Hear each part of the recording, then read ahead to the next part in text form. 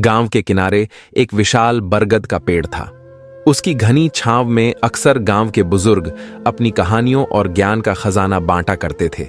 वहीं गांव का एक युवा अरुण जीवन में सफलता और ज्ञान पाने की खोज में हमेशा कुछ नया सीखने की कोशिश करता था।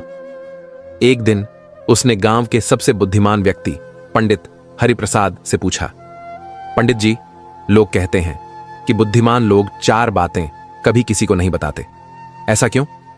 पंडित जी मुस्कुराए और बोले, बेटा, ये बातें जीवन के अनुभव से समझी जाती हैं। इन्हें समझने के लिए सिर्फ सुनना नहीं बल्कि आत्मसात करना पड़ता है। अगर तुम धैर्य से मेरी एक कहानी सुनोगे तो तुम्हें इसका उत्तर मिलेगा। कहानी शुरू होती है एक ऐसे राज्य से जहां राजा धीरेन्द्र सिंह अपने ज्ञान और बुद्धिमत्ता के लिए प्रसिद्ध थे। उन्होंने अपने जीवन के अनुभव से यह सीखा था कि कुछ बातें ऐसी होती हैं जिन्हें हर किसी के साथ साझा करना उचित नहीं। राजा के दरबार में एक साधु आया और राजा से पूछा, राजन, आपकी सफलता का राज क्या है? राजा मुस्कुराए और बोले, साधु महाराज, मेरी सफलता का राज इन 4 बातों में छिपा है जिन्हें मैं कभी किसी को नहीं बताता। साधु ने जिज्ञासा से पूछा, राजा जी, वे 4 बातें क्या हैं?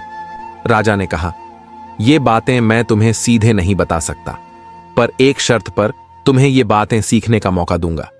तुम्हें मेरे जीवन से जुड़ी 4 कहानियां सुननी होंगी। साधु ने सहमति दी। राजा ने साधु को पहली कहानी सुनाई। कई साल पहले जब मैं राजा बना था तो मेरे राज्य पर पड़ोसी राजा का हमला होने वाला था। मैंने अपनी योजना बनाई लेकिन उसे किसी को नहीं बताया। दरबार में मेरे मंत्री और सेनापति भी मेरी योजना से अनजान थे। मैं गुपचुप अपनी सेना को तैयार करता रहा और दुश्मन पर अचानक वार किया। इस चतुराई ने न केवल हमें जीत दिलाई बल्कि हमारी सीमाओं को भी सुरक्षित किया। फिर राजा ने कहा, बुद्धिमान लोग अपनी योजनाओं को तब तक गुप्त रखते हैं जब तक वे पूरी न हो जाएं, क्योंकि अगर आपकी योजना किसी गलत व्यक्ति के हाथ लग जाए तो वह उसे विफल कर सकता है। राजा ने दूसरी कहानी शुरू की। एक बार मेरे दरबार में एक व्यापारी आया जिसने मुझे निवेश का प्रस्ताव दिया। उसने मुझसे मेरी आर्थिक स्थिति के बारे में पूछा, लेकिन मैंने अपनी कमजोरियां उजागर नहीं की। अगर मैं उसे बता देता कि उस समय राज्य आर्थिक संकट में था तो वह मेरे राज्य को नुकसान पहुंचाने की कोशिश कर सकता था। राजा ने आगे कहा, यदि आप अपनी कमजोरियां सबके सामने प्रकट करेंगे तो लोग उनका फायदा उठाने की कोशिश करेंगे। कमजोरियां केवल उन लोगों के साथ साझा करें जो आपके अपने हों और आपकी मदद करना चाहते हों। राजा ने तीसरी कहानी सुनाई। एक बार मेरी रानी और मेरे बीच मतभेद हो गया। मैंने इस समस्या को किसी दरबारी के सामने जाहिर नहीं होने दिया, क्योंकि अगर मैं ऐसा करता तो यह न केवल मेरे सम्मान को चोट पहुंचाता बल्कि मेरे राज्य की स्थिरता भी खतरे में पड़ जाती।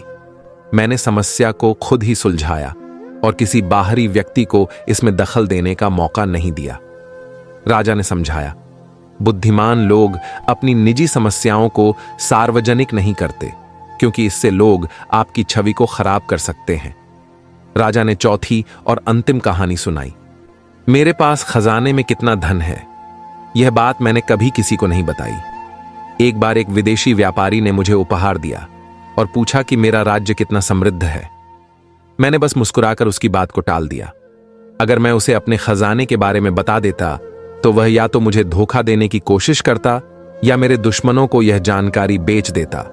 राजा ने साधु को सलाह दी, आपकी आय और धन की जानकारी केवल उन्हीं लोगों तक सीमित होनी चाहिए जो उस धन का प्रबंधन करते हैं, वरना लोग ईर्ष्या करेंगे या आपको नुकसान पहुंचाने की कोशिश करेंगे। कहानी सुनने के बाद साधु ने राजा से कहा, राजन, आपने मेरे सामने अपनी बुद्धिमत्ता का परिचय दिया। सच में ये 4 बातें गुप्त रखनी चाहिए, क्योंकि इन्हें साझा करने से व्यक्ति के जीवन में समस्याएं आ सकती हैं। पंडित जी ने कहानी समाप्त की और अरुण से पूछा, तो बेटा, अब तुम समझे कि बुद्धिमान लोग ये 4 बातें क्यों नहीं बताते? अरुण ने सिर हिलाया और कहा, पंडित जी, मैं समझ गया कि इन 4 बातों को गुप्त रखने से हमारी सफलता और सम्मान सुरक्षित रहता है। उस दिन से अरुण ने अपने जीवन में इन 4 बातों को कभी किसी से साझा न करने का संकल्प लिया। इस कहानी से यह सीख मिलती है कि बुद्धिमान लोग अपनी योजनाएं, कमजोरियां, निजी समस्याएं और अपनी आय से जुड़ी जानकारी गुप्त रखते हैं। ये बातें साझा करने से न केवल उनकी छवि पर असर पड़ता है, बल्कि उनकी सफलता पर भी खतरा मंडराता है। इसलिए जीवन में बुद्धिमत्ता से काम लें और इन 4 बातों को अपने तक ही सीमित रखें। नमस्ते दोस्तों, आपका स्वागत है अकेला व्यक्ति हर बार चैनल में। यहाँ हम साझा करेंगे आध्यात्मिक ज्ञान। गुरुदेव रविंद्रनाथ टैगोर जब भी रचना कर्म में जुटते थे तो पूरे मन प्राण से तन्मय होकर लिखते थे।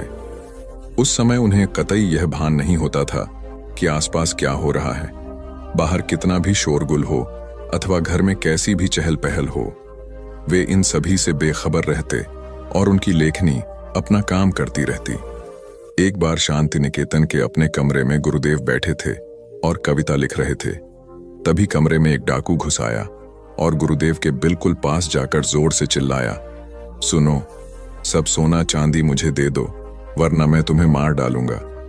चूंकि यह बोलने वाला उनके निकट आकर जोर से बोला था, इसीलिए गुरुदेव ने उसकी ओर दृष्टि उठाकर देखा। वह एक डकैत था जो हाथ में चाकू लिए खड़ा था। गुरुदेव ने पुनः दृष्टि झुकाकर कविता लिखना आरंभ किया और धीरे से कहा, भाई, मारना ही चाहते हो तो मार लेना, किंतु तनिक रुक जाओ, मन में एक बहुत ही सुंदर भाव आ गया है, उसे कविता के माध्यम से पूर्ण कर लेने दो। डकैत रुक गया और गुरुदेव उस भाव की साधना में ऐसे डूबे कि याद ही नहीं रहा कि उनकी हत्या करने वाला उनके इतने निकट खड़ा है। उधर डकैत चकित था कि यह कैसा व्यक्ति है जो अपनी मृत्यु से जरा भी न डरकर कविता लिख रहा है। जब गुरुदेव की कविता समाप्त हुई तो उन्होंने डकैत को ऐसे संतुष्ट भाव से देखा मानो कह रहे हों कि अब मैं खुशी से मर सकता हूं। यह देखकर डकैत ने चाकू फेंक दिया और पश्चाताप करते हुए गुरुदेव के चरणों में झुक गया। गुरुदेव ने उसे क्षमा कर दिया। सार यह है कि आप अपने कार्यों और कर्तव्यों को एकाग्रचित होकर करते हैं तो वह कार्य उत्कृष्ट कोटि का होने के साथ साथ अनेक विपरीत अवस्थाओं को अनुकूलता में बदल देता है। एक बार भगवान बुद्ध श्रावस्ती में विहार कर रहे थे। उन्हें अपने शिष्य आनंद से झात हुआ कि संगारव नाम का एक ब्राह्मण पानी का अत्यधिक प्रयोग करता है। वह शुद्धि पर जोर देता है और प्रतिदिन कई कई बार स्नान करता है। इससे अनावश्यक रूप से पानी का दुरुपयोग होता है। आनंद ने गौतम बुद्ध से अनुरोध किया कि वो संगारव को शुद्धि का सही मार्ग दिखाएं। बुद्ध ने आनंद की प्रार्थना स्वीकार की और संगारव के घर पहुंचे। संगारव ने बुद्ध का उचित आदर सत्कार किया। तब बुद्ध ने संगारव से पूछा, जैसा कि लोग तुम्हारे बारे में कहते हैं, क्या यह सच है? क्या तुम प्रतिदिन कई कई बार स्नान करते रहते हो? संगारव ने सहमति से सिर हिलाया। तब गौतम बुद्ध ने पूछा, आखिर इसमें तुम क्या लाभ देखते हो? संगारव ने उत्तर दिया, दिन में मुझसे जो भी पाप कर्म होते हैं, मैं लगातार स्नान से उन्हें धो लेता हूं। तब गौतम बुद्ध ने उसे समझाया, सबसे बड़ी शुद्धि मन की शुद्धि है। यदि मन शुद्ध है तो स्नान करने या न करने से कोई फर्क नहीं पड़ता। अगर स्नान करने से ही पाप कर्म धुल जाएं, तो हर पापी जानबूझकर पाप कर्म करे और दिन में कई बार स्नान करके पाप कर्म धो ले। पाप कर्म स्नान से नहीं, सच्चे पश्चाताप से धुलते हैं। अगर आप अपना मन व आचरण शुद्ध रखेंगे तो पाप कर्म होंगे ही नहीं। गौतम बुद्ध ने यह भी समझाया कि जल एक ऐसा अमृत है जिसको व्यर्थ बहाना ठीक नहीं है। हम अपनी आदतों में आंशिक परिवर्तन कर शुद्धि के सही अर्थ को अनुभव कर सकें और जीवन में उतार सकें, तब जीवन रूपी जल की बड़े स्तर पर रक्षा संभव है। संगारव ने हाथ जोड़कर गौतम बुद्ध को वचन दिया कि वह अब अपने मन को शुद्ध रखेंगे व जल को व्यर्थ नहीं बहाएंगे। किसी विद्यालय में संजय नाम का एक अत्यंत मेधावी छात्र पढ़ता था। वह अचूक निशानेबाज भी था। अपनी अनेक योग्यताओं के कारण वह शिक्षकों का चहेता छात्र था। एक बार विद्यालय में वार्षिकोत्सव चल रहा था, जिसमें निशानेबाजी की प्रतियोगिता रखी गई थी। इसमें नगर के अन्य विद्यालयों के छात्र भी हिस्सा ले रहे थे। स्कूल के प्राचार्य को विश्वास था कि संजय अपनी अचूक निशानेबाजी से प्रथम पुरस्कार अवश्य जीतेगा। निशानेबाजी की प्रतियोगिता का लक्ष्य था एक धागे से लटके फल को गिराना। फल को गिराने के 3 अवसरों में जो सबसे ज्यादा बार उसे गिराने में कामयाब होगा वह नकद पुरस्कार जीतेगा। कई छात्रों ने निशाना लगाया, किंतु ज्यादातर छात्रों का निशाना चूक गया तथा कई छात्र इसे ज्यादा से ज्यादा एक बार ही गिरा पाए। तब एक अन्य विद्यालय के छात्र राहुल ने 3 अवसरों में से 2 बार सफल निशाना लगाने में कामयाबी पाई। जब संजय की बारी आई तो प्राचार्य आश्वस्त थे कि संजय के तीनों निशाने कामयाब होंगे, लेकिन संजय का एक निशाना कामयाब रहा और बाकी 2 अवसर वह चूक गया। प्राचार्य ने भारी मन से राहुल को नकद पुरस्कार देकर सम्मानित किया। प्राचार्य ने अकेले में संजय से उसकी पराजय का कारण पूछा तो वह बोला, सर, राहुल नाम के उस छात्र को मैं जानता हूं। उसकी विधवा मां मजदूरी करके उसे पढ़ाती है। वह पढ़ाई में होनहार है। पिछले कुछ दिनों से उसकी मां बीमार है, इसलिए वह मजदूरी पर नहीं जा पाई। उसकी मां को दवाई की जरूरत है और फीस न भरने से राहुल का नाम भी स्कूल से कट जाता। उसकी नगद सहायता के लिए मैं उससे जानबूझकर पराजित हो गया। प्राचार्य ने यह सुनकर संजय को गले से लगाते हुए कहा, किसी मजबूर की सहायता के लिए तुमने अपनी प्रतिष्ठा को दांव पर लगा दिया। धन्य हो तुम। किसी राज्य में एक ब्राह्मण बालक गोविंद बचपन से ही वैराग्य भाव रखता था। आम बच्चों के उलट वे किसी भी वस्तु की मांग नहीं करता था। अध्ययन और ईश स्मरण में ही उसका पूरा दिन व्यतीत होता था। बालकों का नटखट स्वभाव भी उसमें नहीं था और न ही उनकी तरह प्रतिस्पर्धा करने की ललक थी। उसकी माता उसका यह आचरण देखकर बड़ी हैरान होती थी, किंतु उसे स्वाभाविक रूप से बहुत स्नेह करती थी। एक दिन मां के मन में बालक गोविंद को सोने के कंगन पहनाने का विचार आया। उन्होंने अति सुंदर कंगन बनवाए और बालक गोविंद को बड़े ही लाड प्यार से पहना दिए। उन सीपों में से जिस सीप में मोती निकलता है, मुझे उसकी तलाश होती है, क्योंकि मेरी खुराक मोती ही है। मैं हंस हूं, सिर्फ मोती ही खाता हूं। यह सुनकर मछली बोली, मित्र, मुझे भी समुद्र देखना है कि वह कैसा होता है। मछली की उत्कट अभिलाषा देखकर हंस ने कहा, यहां से थोड़ी दूर एक नदी है। बारिश के दिनों में सरोवर का पानी नदी की ओर जाएगा तो तुम नदी में चली जाना। नदी समुद्र में जाकर मिलती है, फिर तुम नदी के रास्ते समुद्र में चली जाना। एक दिन जब जोरदार बारिश हुई तो सरोवर का पानी बढ़कर नदी तक पहुंच गया और इस तरह मछली नदी में पहुंच गई। नदी का बहाव उसे समुद्र तक ले गया। मछली ने समुद्र में देखा कि वहां पर लाखों मछलियां तथा कई अन्य खतरनाक जीव हैं। वहां उसका कोई मित्र नहीं था। वहां उसने देखा बड़ी मछलियां व खतरनाक जीव छोटी मछलियों को खा रहे थे। वह किसी तरह वहां अपनी जान बचा पा रही थी, लेकिन उसे पता था कि अब वो यहां किसी न किसी जीव का शिकार अवश्य बन जाएगी। अब उसे रह रहकर अपने मित्र हंस की याद सताने लगी, लेकिन सरोवर तक जाने का अब कोई मार्ग नहीं था। कथा का निहितार्थ है कि कई बार कुछ बड़ा पाने की महत्वाकांक्षा हमारी छोटी छोटी खुशियों को भी छीन लेती है। इसलिए अनुपलब्ध के प्रति अत्यधिक आग्रह न रखें और उपलब्ध में ही संतुष्ट रहें। अगर आपको जीवन में तरक्की के रास्ते पर जाना है तो सोच समझकर सही पथ चुनें और एक एक सीढ़ी चढ़ें। राबिया महान भक्त थीं। उनकी अटूट भक्ति से सभी लोग दा थे और लोक समाज में वे श्रद्धा का केंद्र थी। उनके सत्संग में आम जनता के साथ साथ ज्ञानानुरागी संत साधक सम्मिलित होते थे और उनके आध्यात्मिक अनुभवों का लाभ उठाते थे। राबिया जिन धर्म ग्रंथों का अध्ययन करती थी, उनका अध्ययन यह संत समुदाय भी उनकी अनुमति लेकर करता था, और जहां कोई बात समझ नहीं आती तो राबिया उनका यथोचित समाधान कर देती थी।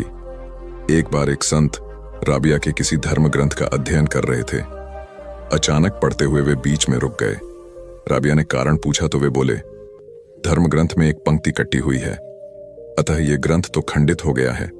अब दूसरा ग्रंथ लेना होगा। आखिर यह दुष्टता किसने की? संत राबिया बोली, यह कार्य मैंने किया है। विस्मित संत ने कारण पूछा तो राबिया ने कहा, इस ग्रंथ में लिखा है कि शैतान से घृणा करो। मैंने जब ईश्वर से प्रेम किया तब से मेरे हृदय से घृणा भाव समाप्त हो गया है। अब यदि शैतान भी आकर खड़ा हो जाए तो उससे भी मैं प्रेम ही करूंगी। इसलिए मैंने वह पंक्ति काट दी। कसौटी पर सर्वथा खरी उतरने वाली राबिया का उत्तर सुनकर संत समुदाय श्रद्धाभिभूत हो गया। वस्तुतः आत्मा और परमात्मा के एकाकार होने की स्थिति में दृष्टि समत्व से पूर्ण हो जाती है, क्योंकि तब आत्मा को हर जीव में परमात्मा का अंश दिखाई देने लगता है। इसके विपरीत आस्तिक मित्र कम साधनों में संतुष्ट रहता और ईश्वर की भक्ति करता। एक दिन नास्तिक मित्र उसके घर मिलने आया और उसका साधारण सा घर व रहन सहन देखकर बोला, तुम्हारे त्याग की जितनी प्रशंसा की जाए कम है। तुमने भगवान की भक्ति में सारी सुख संपन्नता को छोड़ दिया। तुम इतने खुश कैसे रह लेते हो? यह सुनकर आस्तिक मित्र बोला, मित्र, मैं अपने जीवन में बहुत प्रसन्न और संतुष्ट हूं, किंतु त्याग तो तुम्हारा मुझसे बड़ा है, क्योंकि तुमने तो दुनिया व सुख संपन्नता के लिए ईश्वर को ही छोड़ दिया। तुम कहो प्रसन्न तो हो ना? अपने मित्र की बात सुनकर नास्तिक को गहरा झटका लगा और उसे अपने असंतोष का कारण भी समझ में आ गया। उसी दिन से उसके जीवन की दिशा बदल गई और उसका हृदय ईश्वर की ओर उन्मुख हो गया।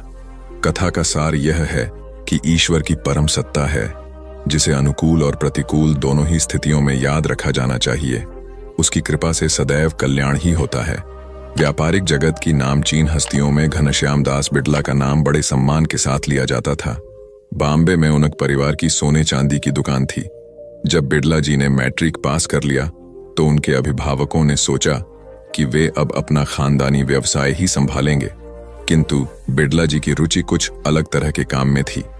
उन्होंने देखा कि कोलकाता से झूठ बॉम्बे भेजा जाता है, जिसे व्यापारी यहाँ के बाजार में बेचते हैं। उन्होंने कोलकाता के एक व्यापारी से संपर्क किया और उसे कुछ रुपए भेजे। व्यापारी ने कुछ रुपयों की एवज में पूरा सामान बिड़ला जी को भेज दिया।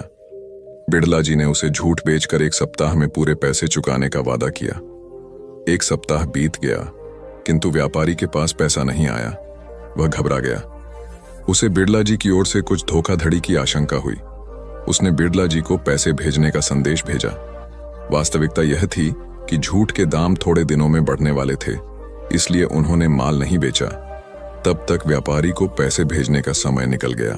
चूंकि बिड़ला जी ने माल नहीं बेचा था, इसलिए पैसा उनके पास नहीं था, किंतु व्यापारी का विश्वास बनाए रखने के लिए दूसरे से कर्ज लेकर उन्होंने पैसा भेज दिया। जब व्यापारी को यह झांत हुआ तो वह बिड़ला जी के प्रति सम्मान से भर गया और फिर आजीवन बिड़ला जी का आग्रह पाते ही सामान भेजता रहा।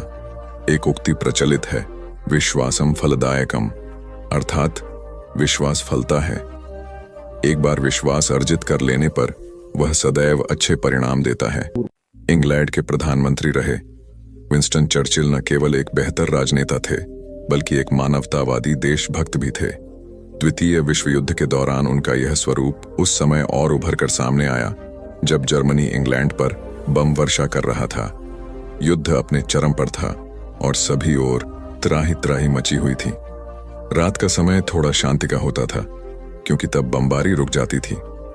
ऐसे समय चर्चिल अपनी खुली जीप लेकर निकल पड़ते और घायलों से मिलकर उनका हाल चाल जानते और उनका उत्साह बढ़ाते। जिनके अपने युद्ध में मारे जाते उनके परिजनों को सांत्वना देते। लोगों के दुख दर्द सुनते और उनका निवारण करने की पूरी कोशिश करते। चर्चिल चूंकि प्रधानमंत्री थे, इसलिए उनके लिए इस तरह खुली जीप में घूमना बेहद खतरनाक था। ऐसा करने पर उनके फौजी अफसर उन्हें बहुत रोकते, किंतु चर्चिल किसी की नहीं सुनते। चर्चिल एक बार ऐसे शहर पहुंचे जहां बमबारी से जान माल की बहुत क्षति हुई थी। उन्होंने वहां एक महिला को बहुत जोर जोर से रोते हुए देखा, क्योंकि उसका पूरा परिवार युद्ध में मारा जा चुका था। जब चर्चिल उसके पास पहुंचे और उसे यह बताया गया कि चर्चिल आए हैं, तो वह महिला शांत हो गई और बोली, अब मुझे घबराने की जरूरत नहीं, क्योंकि चर्चिल यहाँ मौजूद हैं। चर्चिल की मौजूदगी उस महिला के लिए सबसे बड़ी सांत्वना सिद्ध हुई। सार यह है कि अपनी दृष्टि में जनहित को सदा सर्वोपरि रखने वाला ही देश का सच्चा नेता होता है और जनता उसके संरक्षण में स्वयं को सुरक्षित महसूस करती है। चूंकि चर्चिल सदा जनता का ध्यान रखते थे और उनके दुख और दर्द को अपना समझते थे, तो जनता भी उनका सम्मान करती थी। एनी बेसेंट वर्ष सन 1893 में मद्रास पहुंची और थियोसॉफी के प्रचार में जुट गई। यहीं उन्हें उपनिषदों के अध्ययन का अवसर मिला और तब उन्होंने जाना कि थियोसॉफी तो उपनिषदों का ही अनुसरण है। फिर तो वे भारत भूमि के प्रति श्रद्धा भाव से भर गईं और उन्होंने कांग्रेस के कार्यों में स्वयं को समर्पित कर दिया। अंग्रेजों के विरुद्ध कांग्रेस के संघर्ष में एनी बेसेंट भी शामिल हो गई। मन में बस एक ही इच्छा थी कि भारत का विगत गौरवपूर्ण उसे वापस दिलाया जाए और फिर वह अपने ज्ञान से विश्व को आलोकित करे। एनी बेसेंट ने न्यू इंडिया नामक पत्र निकालना शुरू किया, जो अंग्रेजों के विरुद्ध आग उगलने लगा। तब मद्रास के गवर्नर ने उन्हें बुलाया और चेतावनी देते हुए कहा, श्रीमती बेसेंट, हम लोग आपको अंग्रेज जानकर छोड़ नहीं सकते। यदि आपने यह सब बंद नहीं किया तो आपकी हर गतिविधियों पर अंकुश लगा दिया जाएगा। यह सुनकर एनी बेसेंट ने प्रभावी शब्दों में कहा, आप समर्थ हैं और मैं लाचार। आप जो उचित समझें करें, किंतु इतना अवश्य कहूंगी कि ऐसा करके आप अपनी ही सरकार पर प्रहार करेंगे। आखिर अंग्रेज सरकार ने उनको नजरबंद कर दिया। तत्कालीन भारत के सचिव मैंटिग्यू की एनी बेसेंट के बारे में प्रतिक्रिया थी, केवल इस वृद्ध महिला को यदि हम अपने साथ मिलाने में सफल हो जाते तो हमारा काम आसान हो जाता। कथा सार यह है कि हमें केवल सच का साथ देना चाहिए। श्रीमती एनी बेसेंट ने अंग्रेज होते हुए भी अंग्रेजों की गलत नीतियों का साथ नहीं दिया। उन्होंने कहा, भारत केवल भारतीयों का है और अंग्रेजों को उन्हें गुलाम बनाने का कोई हक नहीं है। कहा जाता है कि सन 1945 में न्यू मैक्सिको में हुए परमाणु ऊर्जा के परीक्षण से पहाड़ ढहने लगे, नदियां सूख गईं और पेड़ पौधे मुरझा गए। आइंस्टीन ने जब परमाणु शक्ति का यह विनाशकारी नजारा देखा तो कहा, हमारी आधुनिक पीढ़ी ने सारी दुनिया के लिए शक्ति का अजस्त्र द्वार खोल दिया है। शायद मानव सभ्यता के इतिहास में यह सबसे क्रांतिकारी उपलब्धि है। अमेरिका के सेनाध्यक्ष ने उनके सामने जापान में परमाणु ऊर्जा का बम के रूप में प्रयोग करने की योजना रखी, मगर उन्होंने अमेरिका के सेनाध्यक्ष को सख्त लहजे में समझाया कि यह मानवता के लिए ठीक नहीं है। परमाणु ऊर्जा का उपयोग मानवता के विकास के लिए करिए, न कि विनाश के लिए। परंतु अमेरिका ने उनकी बात को न मानते हुए हिरोशिमा व नागासाकी पर परमाणु बम का प्रयोग कर ही दिया। जब अमेरिकी इस जीत का जश्न मना रहे थे तो आइंस्टीन का मन घोर पीड़ा से भरा हुआ था। उन्हें लगा कि उनकी खोज यदि मंगलकारी होती तो कितना अच्छा होता। अपनी ग्लानि को कम करने के लिए आइंस्टीन ने इस खोज के रचनात्मक उपयोगों पर लेख लिखना शुरू किया। यही नहीं, परमाणु शस्त्रों पर रोक लगाने के लिए वे विश्व भर के नेताओं से मिले। अपनी मृत्यु से 2 दिन पूर्व रसेल के शांति प्रस्ताव पर हस्ताक्षर करते हुए उन्होंने लिखा, केवल मानवता को याद करो और बाकी सब व्यर्थ हैं, भूल जाओ। यदि तुम लोग ऐसा करोगे तो धरती पर नया स्वर्ग उत्तर आएगा, अन्यथा विश्व का नाश निश्चित है। सार यह है कि जब भी कोई आविष्कार या खोज हो, उसका उपयोग मानवता के हित में किया जाना चाहिए। आज के वैज्ञानिकों और देशों की सरकारों को इस बात का ध्यान रखना चाहिए। एक बार राजा यदु ने अर्षि दत्तात्रेय से पूछा, महाराज, मैं जानना चाहता हूं कि आपने आत्मा में ही परमानंद का अनुभव कौन से प्राप्त किया और कौन से गुरु ने आपको ब्रह्म विद्या का ज्ञान दिया। दत्तात्रेय बोले, राजन, मैंने अंतःकरण से अनेक गुरुओं द्वारा मूक उपदेश प्राप्त किए हैं। यदु ने उन गुरुओं के विषय में जानना चाहा तो दत्तात्रेय ने कहा, ये गुरु हैं पृथ्वी, वायु, आकाश, जल, अग्नि, समुद्र, चंद्रमा, सूर्य, मधुमक्खी आदि। यह सुनकर यदु बोले, ये सब या तो जड़ हैं अथवा निर्बुद्धि। इनमें से आपको क्या उपदेश मिला? अब दत्तात्रेय ने कहा, यदि हम अपने अंतःकरण को निर्मल बना लें तो इस विशाल प्रकृति से काफी कुछ सीख सकते हैं। मैंने पृथ्वी से धैर्य और क्षमा की शिक्षा ली। वायु हमें यह सिखाती है कि जैसे अनेक स्थानों पर जाने पर भी वह कहीं आसक्त नहीं होती, वैसे ही हम भी आसक्ति और दोषों से परे रहें। आकाश हर परिस्थिति में अखंड रहता है। जल स्वच्छता, पवित्रता और मधुरता का उपदेश देता है, तो अग्नि इंद्रियों से अपराजित रहते हुए तेजस्वी बने रहने की सीख देती है। समुद्र वर्षा ऋतु में न तो बढ़ता है और न ही ग्रीष्म ऋतु में नदियों के सूखने पर घटता है। इससे प्रेरणा मिलती है कि सांसारिक पदार्थों की प्राप्ति पर न तो ज्यादा खुश हुएं और न ही उनके नष्ट होने पर दुख मनाएं। मधुमक्खी के परिश्रम पूर्वक संचित रस को कोई और ही भोगता है। इससे हमें 2 शिक्षाएं मिलती हैं। पहली कि हमें अनावश्यक संग्रह नहीं करना चाहिए। दूसरी कि अगर आप परिश्रम से किसी वस्तु का संग्रह करते हो तो उसे जनहित में समर्पित कर देना चाहिए।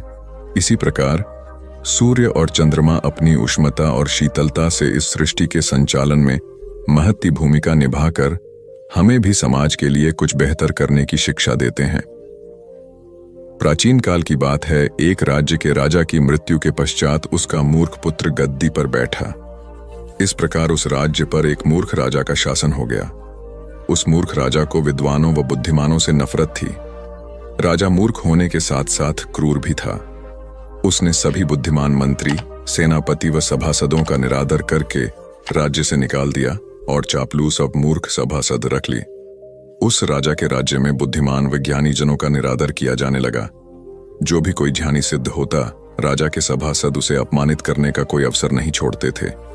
इस कारण उस राज्य में अन्य राज्यों के पंडित और ध्यानी आते ही नहीं थे और वहां किसी प्रकार की बौद्धिक चर्चाएं नहीं होती थीं। अगर कोई आर्षि मुनि उस राज्य से होकर गुजरता तो उसे अपमानित करके निकाल दिया जाता। उस राजा की प्रजा भी राजा के कोप के डर से मूर्ख बनकर रहती। अगर कोई व्यक्ति विद्वान सिद्ध होता तो उसे नगर से निकालकर जंगल में भेज दिया जाता। इस प्रकार उस राज्य के सताए हुए विद्वान लोग जंगल में रहने को विवश हो गए। एक बार कोई सिद्ध महात्मा उस जंगल में से होकर गुजरे। राजा के द्वारा सताए हुए विद्वान लोगों ने महात्मा को देखा और उनको प्रणाम किया। विद्वान लोगों ने महात्मा को अपनी दुख भरी कहानी बताई और महात्मा से इसका समाधान पूछा। महात्मा अंतर्यामी थे। उन्होंने कुछ क्षण अपनी आंखें बंद की और फिर पुनः आंखें खोलकर बोले, जिस राज्य में मूर्ख राजा, मूर्ख सभासद और सिर्फ मूर्खों का ही निवास होगा, उस राजा व राज्य का पतन सुनिश्चित है। आपके पड़ोसी राज्य के राजा को यह पता लग गया है कि आपके राज्य में सिर्फ मूर्ख लोग ही रह गए हैं और मूर्खों को युद्ध में आसानी से हराया जा सकता है। इसलिए वह जल्द आपके राज्य पर आक्रमण करके इस मूर्ख राजा का अंत कर देगा। पड़ोसी राज्य का राजा अत्यंत बुद्धिमान है, अत उसके शासनकाल में आपको उचित सम्मान मिलेगा। कथा सार ये है कि जहां ज्ञानी, विद्वानों व बुद्धिमानों को उचित सम्मान व आदर नहीं मिलता, वहां कभी विकास नहीं हो सकता। बुद्धि बल सभी प्रकार के बलों में श्रेष्ठ माना गया है, क्योंकि बुद्धि ही जटिल समस्याओं का समाधान करती है। विद्वान समाज को विकसित करने में महत्वपूर्ण योगदान देते हैं। इसलिए किसी भी देश के शासकों को अपने देश के विद्वानों को उचित आदर सम्मान देना चाहिए। सिंधुराज के राज्य में एक डाकू का बड़ा आतंक था। वह धनी निर्धन सबको लूटता था, किसी पर दया नहीं करता था। लोग हाथ जोड़ जोड़कर गुहार लगाते, किंतु उसका दिल नहीं पसीजता था। हजारों निर्दोष लोगों की उसने हत्या की, क्योंकि जो उसका विरोध करता उसे वह मार डालता था। सिंधुराज के राजा ने उस डाकू को पकड़ने में पूरा जोर लगा दिया। आखिरकार सिंधुराज की सेना उस डाकू को गिरफ्तार करने में कामयाब हो गई। राजा ने उसे मौत की सजा सुनाई। डाकू का पिता उसे जेल में मिलने के लिए आया तो उसने अपने पिता से मिलने से इनकार कर दिया। कारण पूछे जाने पर वह बोला, बचपन में मैंने पहली बार एक स्वर्ण मुद्रा की चोरी की थी। जब वह स्वर्ण मुद्रा मैंने अपने पिता को लाकर दी तो उन्होंने मेरी प्रशंसा की और पीठ थपथपाई। यदि उसी दिन पिताजी मुझे चांटा लगाकर डांटते तो आज मुझे यह दिन नहीं देखना पड़ता। कथा का सार यह है कि नींव की दृढ़ता या दुर्बलता पर ही भवन की मजबूती अथवा कमजोरी टिकी होती है। इसी प्रकार बच्चों में बाल्यावस्था से डाले गए सुसंस्कार ही उनके सच्चरित्र को नींव होते हैं, जो उन्हें जीवन में अच्छा इंसान बनाते हैं। दूसरी ओर कुसंस्कार उन्हें पतन के रास्ते पर ले जाते हैं। रामप्रसाद बिस्मिल को काकोरी मामले में अदालत ने फांसी की सजा सुनाई थी। फांसी के 2 दिन पूर्व बिस्मिल की मां उनसे अंतिम बार मिलने जेल आई। जब बिस्मिल को मां के सामने लाया गया तो अचानक इस मजबूत हृदय क्रांतिकारी को आंखों में आंसू आ गए। उनके मानस में मां से जुड़ी अनेक सुखद स्मृतियां साकार हो उठीं। मां के स्नेह और वात्सल्य को याद कर बिस्मिल का मन भर आया। मां ने बिस्मिल को रोते देखा, किंतु बिस्मिल को वे किसी भी दशा में कमजोर नहीं बनाना चाहती थीं। इसलिए स्वयं भी भावनाओं को नियंत्रण में रखकर बोली, मैं तो समझती थी कि तुमने अपने पर विजय पाली है, किंतु यहां तो तुम्हारी कुछ और ही दशा है। जीवन पर्यंत देश के लिए आंसू बहाकर अब अंतिम समय तुम मेरे लिए रोने बैठे हो। ये कायरता ठीक नहीं। तुम्हें वीर की भांति हंसते हुए प्राण देते देखकर मैं स्वयं को धन्य समझूंगी। मुझे गर्व है कि इस गए बीते जमाने में मेरा पुत्र देश के लिए स्वयं को बलिदान कर रहा है। मेरा काम तुम्हें पालकर बड़ा करना था। उसके बाद तुम देश के लिए ही थे और उसी के काम आ गए। मुझे इसका तनिक भी दुख नहीं है। मां की बातें सुनकर बिस्मिल ने स्वयं के आंसुओं पर नियंत्रण पाते हुए जोश में भरकर कहा, मां, मुझे अपनी मृत्यु पर कतई दुख नहीं है। विश्वास रखिए, मैं अपनी मृत्यु पर बहुत संतुष्ट हूं। फांसी पर चढ़ते वक्त बिस्मिल के शब्द थे, मालिक तेरी रजा रहे और तू ही तू रहे। बाकी न मैं रहूं न मेरी आरजू रहे। जब तक कि तन में जान रगों में लहू रहे, तेरा ही जिक्र या तेरी जुस्तजू रहे। धन्य है वो माएं जो अपनी औलाद में ऐसा जज्बा भरती हैं। हर माँ बाप को अपनी औलाद में ऐसा जज्बा भरना चाहिए कि वो देश व मानवता की सेवा में हमेशा अग्रसर रहें। सार यह है कि बलिदान महान आदर्श है जिसे आचरण में जीने वाला इतिहास में अमर हो जाता है। गुरु ने बताया, मन के दीप का महत्व प्रसंग महाभारत का है। गुरु द्रोण जब गुरुकुल की कक्षा में कौरव पांडव विद्यार्थियों को पढ़ाने पहुंचे तो अत्यंत प्रसन्न थे। द्रोण स्वयं परम गह थे, लेकिन उस दिन उन्होंने एक दिव्य ज्ञान का अनुभव किया था और वही प्रकाश उनके समूचे अस्तित्व से अभिव्यक्त हो रहा था। कक्षा में गुरुदेव ने विद्यार्थियों से यह अनुभव संदेश के साथ बांटा। उन्होंने बताया कि बीती रात में एक घटना हुई। अर्जुन बीती संध्या आश्रम में भोजन कर रहा था। वह थोड़ा विलंब से भोजन करने बैठा, तब तक बाकी विद्यार्थी भोजन कर चुके थे। संध्या गहरा चुकी थी। अर्जुन एक दीपक की रोशनी में भोजन कर रहा था। अचानक हवा का एक झोंका आया और दीपक बुझ गया। बावजूद इसके अर्जुन भोजन करता रहा।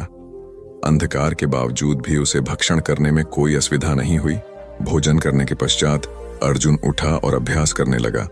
गुरु ने आगे कहा, मैं यह सब चुपचाप देख रहा था।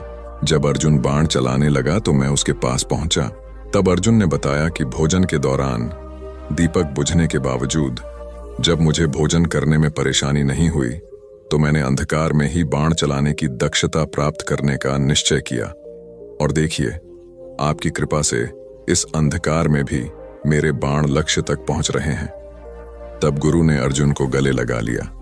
कक्षा में गुरु ने अर्जुन की प्रशंसा करते हुए कहा, अर्जुन का यह प्रयास अनुकरणीय है। यह सच है कि दीप अंधकार को चीरकर आलोक का प्रसार करता है, लेकिन सच्चा दीपक तो मन का है। यदि वह प्रज्वलित है तो हम विपरीत परिस्थितियों में भी अपना लक्ष्य प्राप्त कर सकते हैं। अतः सदा मन के प्रकाश हृदय के दीप को आलाकित रखें। जीवन में सफल होने के लिए चर्म चक्षुओं के साथ साथ अपने हृदय की आंखों को भी जागरूक रखें। सच्ची सफलता पाने और सभी से कुछ विशिष्ट करने के लिए यह महत्वपूर्ण है। सवारी आ रही थी। लोग कतारबद्ध खड़े थे। राजा के प्रति प्रजा में सम्मान था, क्योंकि राजा सदा प्रजा के हितों का ख्याल रखता था और साधु, संतों तथा विद्वानों का हमेशा सम्मान करता था। राजा की सवारी के आगे उसके वरिष्ठ अधिकारियों के रथ चल रहे थे और सबसे आगे पैदल सैनिक भीड़ को नियंत्रित कर रहे थे। इस भारी जनसमूह में एक दृष्टिहीन साधु भी खड़ा था।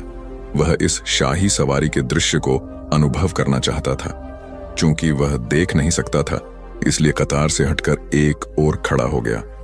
जब बैंड बाजों की आवाज निकट आई तो एक सिपाही ने भीड़ से दूर हटो कहा।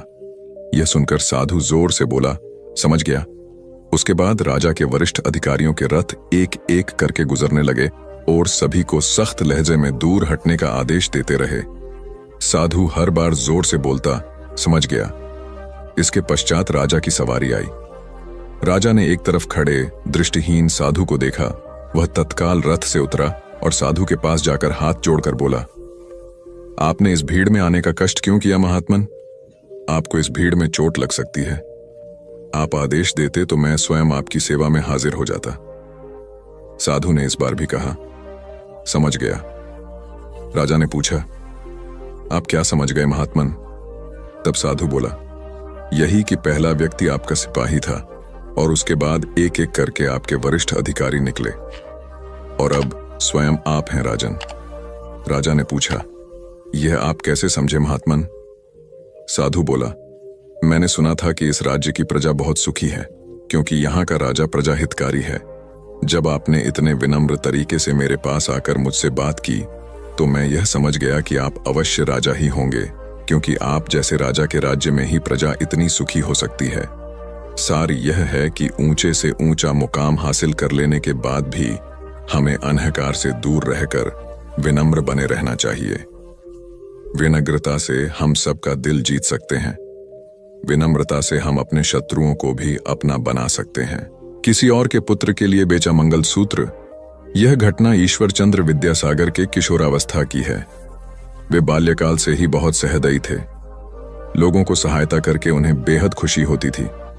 यह गुण उन्हें अपनी मां से मिला था। ईश्वर चंद्र जी की मां परम दयालु थी। उन्होंने सदैव अपने पुत्र को यह शिक्षा दी थी कि अपनी स्वार्थ पूर्ति से पहले दूसरों का हित देखो। और सदा ऐसे कार्य करो जिसमें लोक कल्याण समाहित हो।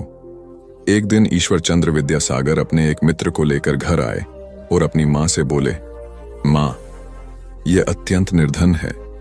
यह मेरी कक्षा में पढ़ता है, किंतु फीस के पैसे न होने के कारण इसे परीक्षा में बैठने नहीं दिया जा रहा। हम इसकी सहायता करने के इच्छुक हैं। मां ने तत्काल अपना मंगलसूत्र उसे देते हुए कहा, बेटे, इसे गिरवी रखकर तुम फीस चुकाकर परीक्षा दो। परीक्षा उत्तीर्ण कर लेने के पश्चात उस लड़के ने किसी तरह से पैसे चुकाकर गिरवी मंगलसूत्र छुड़वाया और मां को लाकर वापस करना चाहा तो मां ने स्नेहपूर्वक कहा, बेटा, इसका नाम ही मंगलसूत्र अर्थात दूसरों की भलाई मंगल के कार्य करना है। अतः इसे बेचकर आगे की पढ़ाई जारी रखो। लड़का मां की उदारता देखकर अभिभूत हो गया। किसी असहाय की सहायता के लिए मंगलसूत्र बेचने का यह प्रसंग उन भारतीय महिलाओं की आंखें खोलने जैसा है जो सुहाग के इस सूचक के प्रति अत्यंत संवेदनशील रहती हैं और किसी भी विपरीत स्थिति के बावजूद इसे कभी नहीं बेचती अथवा किसी को नहीं देती। धन दौलत, गहने, घर, दुकान, जमीन जायदाद आदि किसी भी वस्तु के साथ मोह करना ठीक नहीं है। मोह करना है तो ईश्वर से करो। कथा का सार है कि मानवीयता मंगलसूत्र से बड़ा धर्म है जिसका निर्वाह हर हाल में किया जाना चाहिए। शास्त्रार्थ से पहले अपने कर्म को दी वरीयता एक संत परम ज्ञानी थे। तर्क वितर्क में कोई उनसे जीत नहीं सकता था। अपनी बात के पक्ष में सदैव उनके पास अकाट्य तर्क और ठोस प्रमाण होते थे। किसी को दुख तकलीफ में देखते थे तो तुरंत उसकी मदद करते थे। उनकी इस नैसर्गिक प्रतिभा के कारण वे आम जनता के बीच आदरणीय थे। वहीं बौद्धिक जगत में उनके प्रति ईर्ष्या रखने वाले भी कम नहीं थे। ऐसे ही ईर्ष्यालुओं ने एक बार संत को शास्त्रार्थ हेतु आमंत्रित किया। दूर दूर से उन्होंने विद्वानों की फौज बुला ली ताकि संत को पराजित किया जा सके। जब संत मंच पर पहुंचे तो अचानक श्रोताओं में से एक व्यक्ति को पेट में जोर से दर्द होने लगा और वह दर्द से तड़पने चिल्लाने लगा। संत तुरंत मंच से उतर गए और उस व्यक्ति के कष्ट निवारण का प्रयास करने लगे। उन्हें ऐसा करते देख निंदकों ने कहना आरंभ कर दिया, महात्मा जी, आप तो यहाँ शास्त्रार्थ करने आए थे, उससे पीछे हट गए और सेवा करने लगे। ऐसा लगता है आप शास्त्रार्थ से घबरा रहे हैं। यह सुनकर संत ने शांत स्वर में कहा, समस्त प्राणियों को मैं अपना समझता हूं और उनकी दुख तकलीफ में नहीं देख सकता। मित्रों, अगर आपके सामने आपका पुत्र इस प्रकार दर्द से तड़प रहा होता तो क्या आप विचलित न होते? यह सुनते ही निंदक वर्ग लज्जित होकर चुप हो गया। तब संत बोले, शास्त्रार्थ तो कोई भी कर लेगा, किंतु पीड़ितों की सेवा नहीं। मेरा कर्म पहले पीड़ितों की सेवा करना है, शास्त्रार्थ करना बाद में। सार यह है कि प्रत्येक स्थिति में सहयोग की भावना रखकर सदैव यश से अधिक कर्म को प्रमुखता देनी चाहिए। कर्म का उचित रीति से पालन अनिवार्य रूप से यश दिलाता है। मन में पाया सभी प्रश्नों का समाधान संत तिलोपा की ख्याति इस रूप में थी कि उनके पास सभी प्रश्नों के सटीक जवाब होते थे।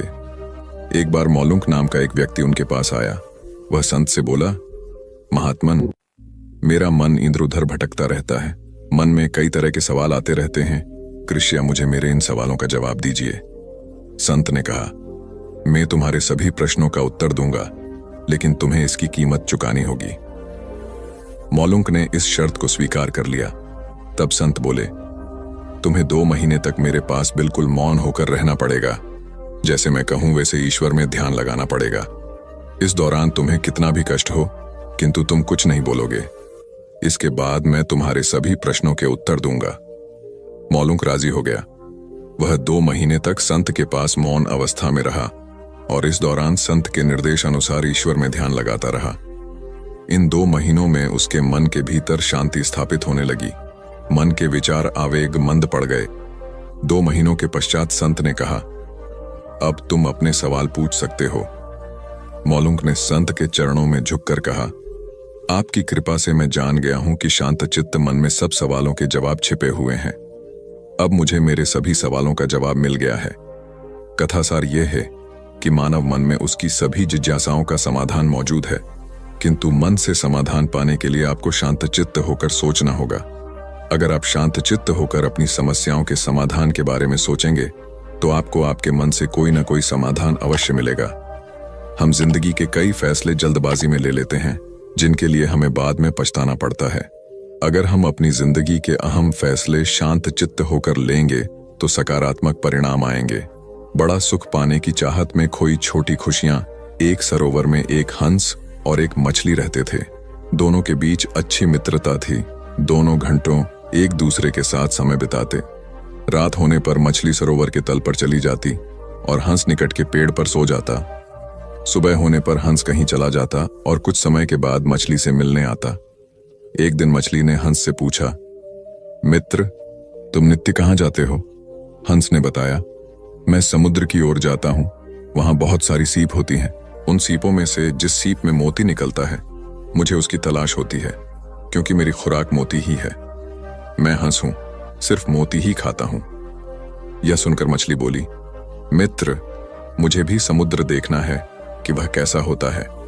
मछली की उत्कट अभिलाषा देखकर हंस ने कहा, यहां से थोड़ी दूर एक नदी है। बारिश के दिनों में सरोवर का पानी नदी की ओर जाएगा तो तुम नदी में चली जाना। नदी समुद्र में जाकर मिलती है, फिर तुम नदी के रास्ते समुद्र में चली जाना। एक दिन जब जोरदार बारिश हुई तो सरोवर का पानी बढ़कर नदी तक पहुंच गया और इस तरह मछली नदी में पहुंच गई। नदी का बहाव उसे समुद्र तक ले गया। मछली ने समुद्र में देखा कि वहां पर लाखों मछलियां तथा कई अन्य खतरनाक जीव हैं। वहां उसका कोई मित्र नहीं था। वहां उसने देखा बड़ी मछलियां व खतरनाक जीव छोटी मछलियों को खा रहे थे। वह किसी तरह वहां अपनी जान बचा पा रही थी, लेकिन उसे पता था कि अब वो यहां किसी न किसी जीव का शिकार अवश्य बन जाएगी। अब उसे रह रहकर अपने मित्र हंस की याद सताने लगी, लेकिन सरोवर तक जाने का अब कोई मार्ग नहीं था। कथा का निहितार्थ है कि कई बार कुछ बड़ा पाने की महत्वाकांक्षा हमारी छोटी छोटी खुशियों को भी छीन लेती है। इसलिए अनुपलब्ध के प्रति अत्यधिक आग्रह न रखें और उपलब्ध में ही संतुष्ट रहें। अगर आपको जीवन में तरक्की के रास्ते पर जाना है तो सोच समझकर सही पथ चुनें और एक एक सीढ़ी चढ़ें। राबिया महान भक्त थीं। उनकी अटूट भक्ति से सभी लोग द थे और लोक समाज में वे श्रद्धा का केंद्र थी। उनके सत्संग में आम जनता के साथ साथ ज्ञानानुरागी संत साधक सम्मिलित होते थे और उनके आध्यात्मिक अनुभवों का लाभ उठाते थे। राबिया जिन धर्म ग्रंथों का अध्ययन करती थी, उनका अध्ययन यह संत समुदाय भी उनकी अनुमति लेकर करता था, और जहां कोई बात समझ नहीं आती तो राबिया उनका यथोचित समाधान कर देती थी। एक बार एक संत राबिया के किसी धर्म ग्रंथ का अध्ययन कर रहे थे। अचानक पढ़ते हुए वे बीच में रुक गए। राबिया ने कारण पूछा तो वे बोले, धर्म ग्रंथ में एक पंक्ति कटी हुई है, अतः यह ग्रंथ तो खंडित हो गया है। अब दूसरा ग्रंथ लेना होगा। आखिर यह दुष्टता किसने की? संत राबिया बोली, यह कार्य मैंने किया है। विस्मित संत ने कारण पूछा तो राबिया ने कहा, इस ग्रंथ में लिखा है कि शैतान से घृणा करो।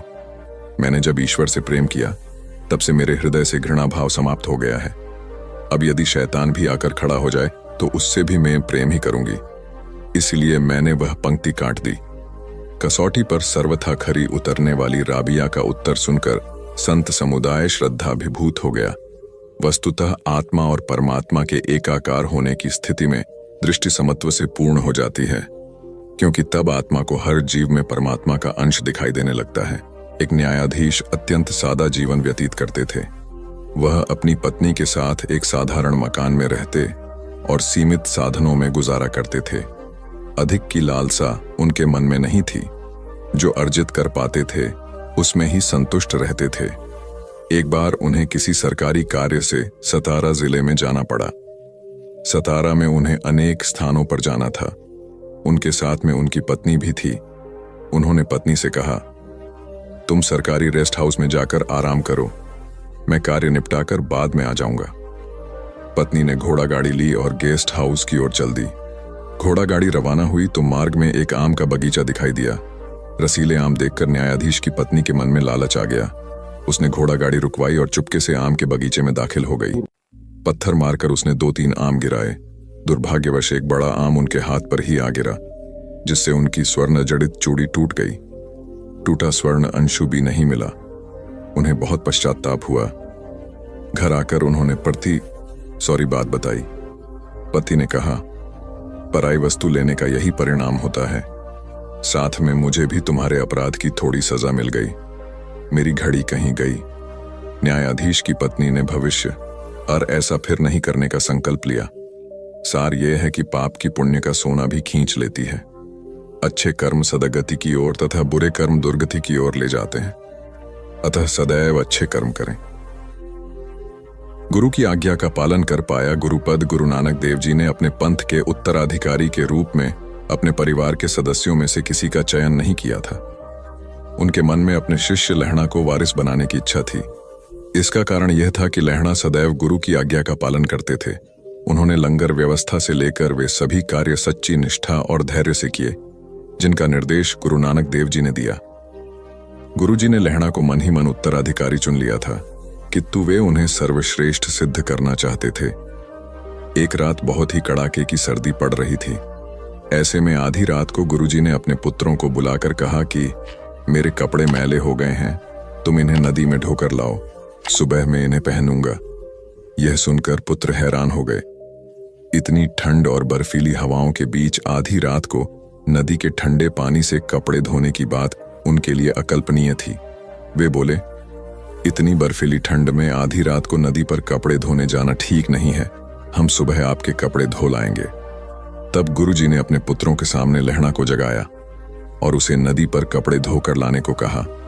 लहणा ने अपने गुरु से कोई तर्क नहीं किया और तत्काल उठकर गुरुजी के कपड़े धोने नदी पर चल दिए। वह कड़कड़ाती ठंड में नदी पर कपड़े धोकर लाए और आकर उन्हें सूखने के लिए डाल दिया। सुबह तक कपड़े सूख गए। तब गुरु नानक देव जी ने अपने पुत्रों को जानकारी दी कि मैं ऐसे निष्ठावान शिष्य को अपना उत्तराधिकारी बना रहा हूं। उन्होंने लहणा को गुरु अंगद देव का नाम देकर स्नेहपूर्वक गद्दी सौंपी। सार यह है कि सच्चा शिष्य हर परिस्थिति में गुरु की आज्ञा का पालन करता है। गुरु के आदेश को पत्थर की लकीर मानने वाला ही शिष्य ही उपाधि के योग्य बनकर अमूल्य गुरु कृपा हासिल करता है। शाह अशरू अली अपने समय के विख्यात संत थे। वे नैतिक मूल्यों में बहुत विश्वास रखते थे और शिष्यों से भी इनका सदैव पालन करने को कहते थे।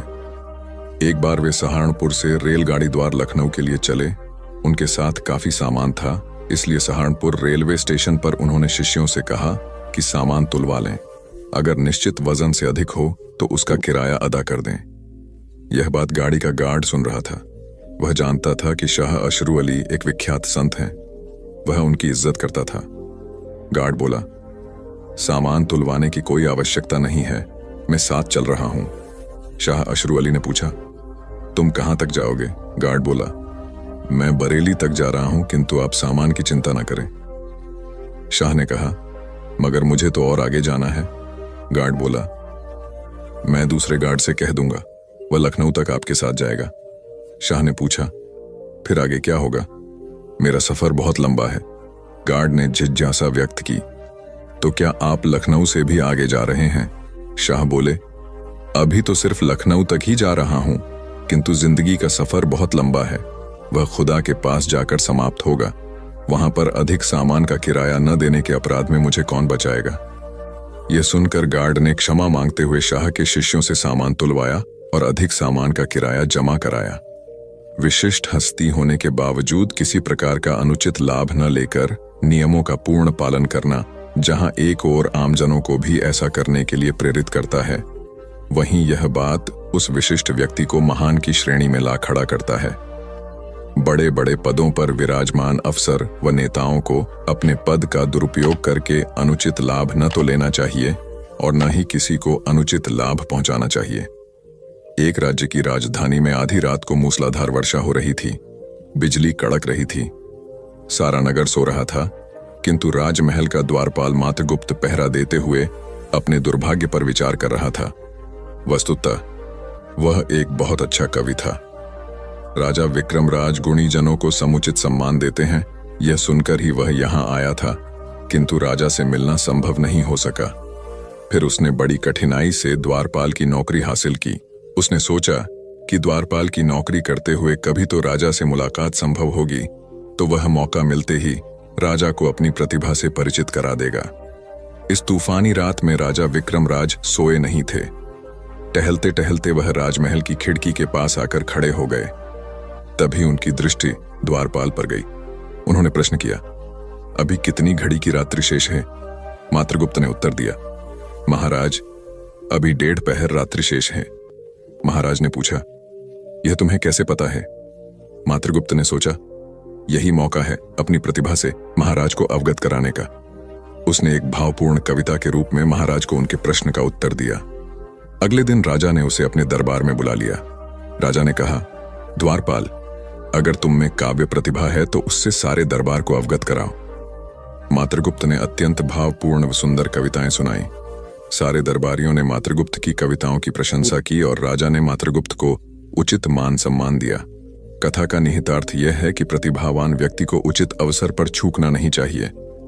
बनारस में एक पंडित जी का विशाल आश्रम था, जहां वे अपने शिष्यों को शिक्षा देते थे। उनके आश्रम के सामने एक बढ़ई बैठता था। वह बढ़ई अपना काम करते हुए मधुर भजन भी गाता रहता था। हालांकि पंडित जी व उनके शिष्य भजनों की ओर गौर नहीं करते थे। एक बार पंडित जी गंभीर रूप से बीमार हो गए। बीमारी की वजह से वह पढ़ा नहीं पाते थे। अधिकांश शिष्य आश्रम छोड़कर चले गए। कुछ सेवाभावी शिष्यों के सहयोग से आश्रम का काम चल रहा था। सेवाभावी शिष्यों ने पंडित जी की बहुत सेवा की और उनका उपचार कई वैद्य हकीमों से करवाया, किंतु पंडित जी स्वस्थ नहीं हो पा रहे थे। अब पंडित जी बिस्तर पर लेटे लेटे बढ़ई के भजनों को गौर से सुनने लगे। धीरे धीरे उनका ध्यान रोग से हटकर बढ़ई के भजनों की ओर रहने लगा। एक दिन उन्होंने एक शिष्य को भेजकर बढ़ई को बुलवाया और उससे बोले, तुम बहुत अच्छे और मधुर वाणी में भजन गाते हो। मेरा जो रोग बड़े बड़े वैद्य ठीक नहीं कर पाए, वह तुम्हारे भजन सुनने से ठीक हो रहा है। मैं तुम्हें यह 100 स्वर्ण मुद्राएं दे रहा हूं। रोज इसी तरह गाते रहना। बढ़ई 100 स्वर्ण मुद्राएं पाकर बहुत खुश हुआ। बिना कठिन मेहनत किए उसे यह धन प्राप्त हुआ, जिससे वह बहुत खुश था। लेकिन स्वर्ण मुद्राएं लेकर धीरे धीरे उसका ध्यान अपने काम से हटने लगा। वह यह सोचने लगा कि बिना कठिन मेहनत किए और धन कैसे अर्जित हो। उसकी भजन से भी विरक्ति होने लगी। अपना बढ़ई का काम लगन से न करने से उसके काम की सफाई भी कम हो गई, जिससे उसके ग्राहक धीरे धीरे कम होने लगे। दिन रात वह चिंता में रहता कि इन स्वर्ण मुद्राओं को कोई चुरा न ले। बढ़ई मेहनत से जी चुराने लगा। एक दिन बढ़ई की आत्मा जागी। उसने सोचा, यह मेरे साथ क्या हो रहा है। फिर उसने गहराई से सोच विचार किया और स्वर्ण मुद्राएं लेकर पंडित जी के पास उनको वापस करने पहुंच गया। बढ़ई ने कहा, पंडित जी, ये स्वर्ण मुद्राएं वापस रख लीजिए। मैं यह जान गया हूं कि बिना मेहनत से अर्जित धन इंसान की सुख शांति छीन लेता है। जो सुख अपनी मेहनत की कमाई में है, वह पराये धन में नहीं। अगले दिन से बढ़ई के मधुर भजन फिर से सुनाई देने लगे। वस्तुतः बिना मेहनत के प्राप्त धन से अशांति पैदा होती है, जबकि मेहनत से अर्जित धन आत्मिक शांति प्रदान करता है।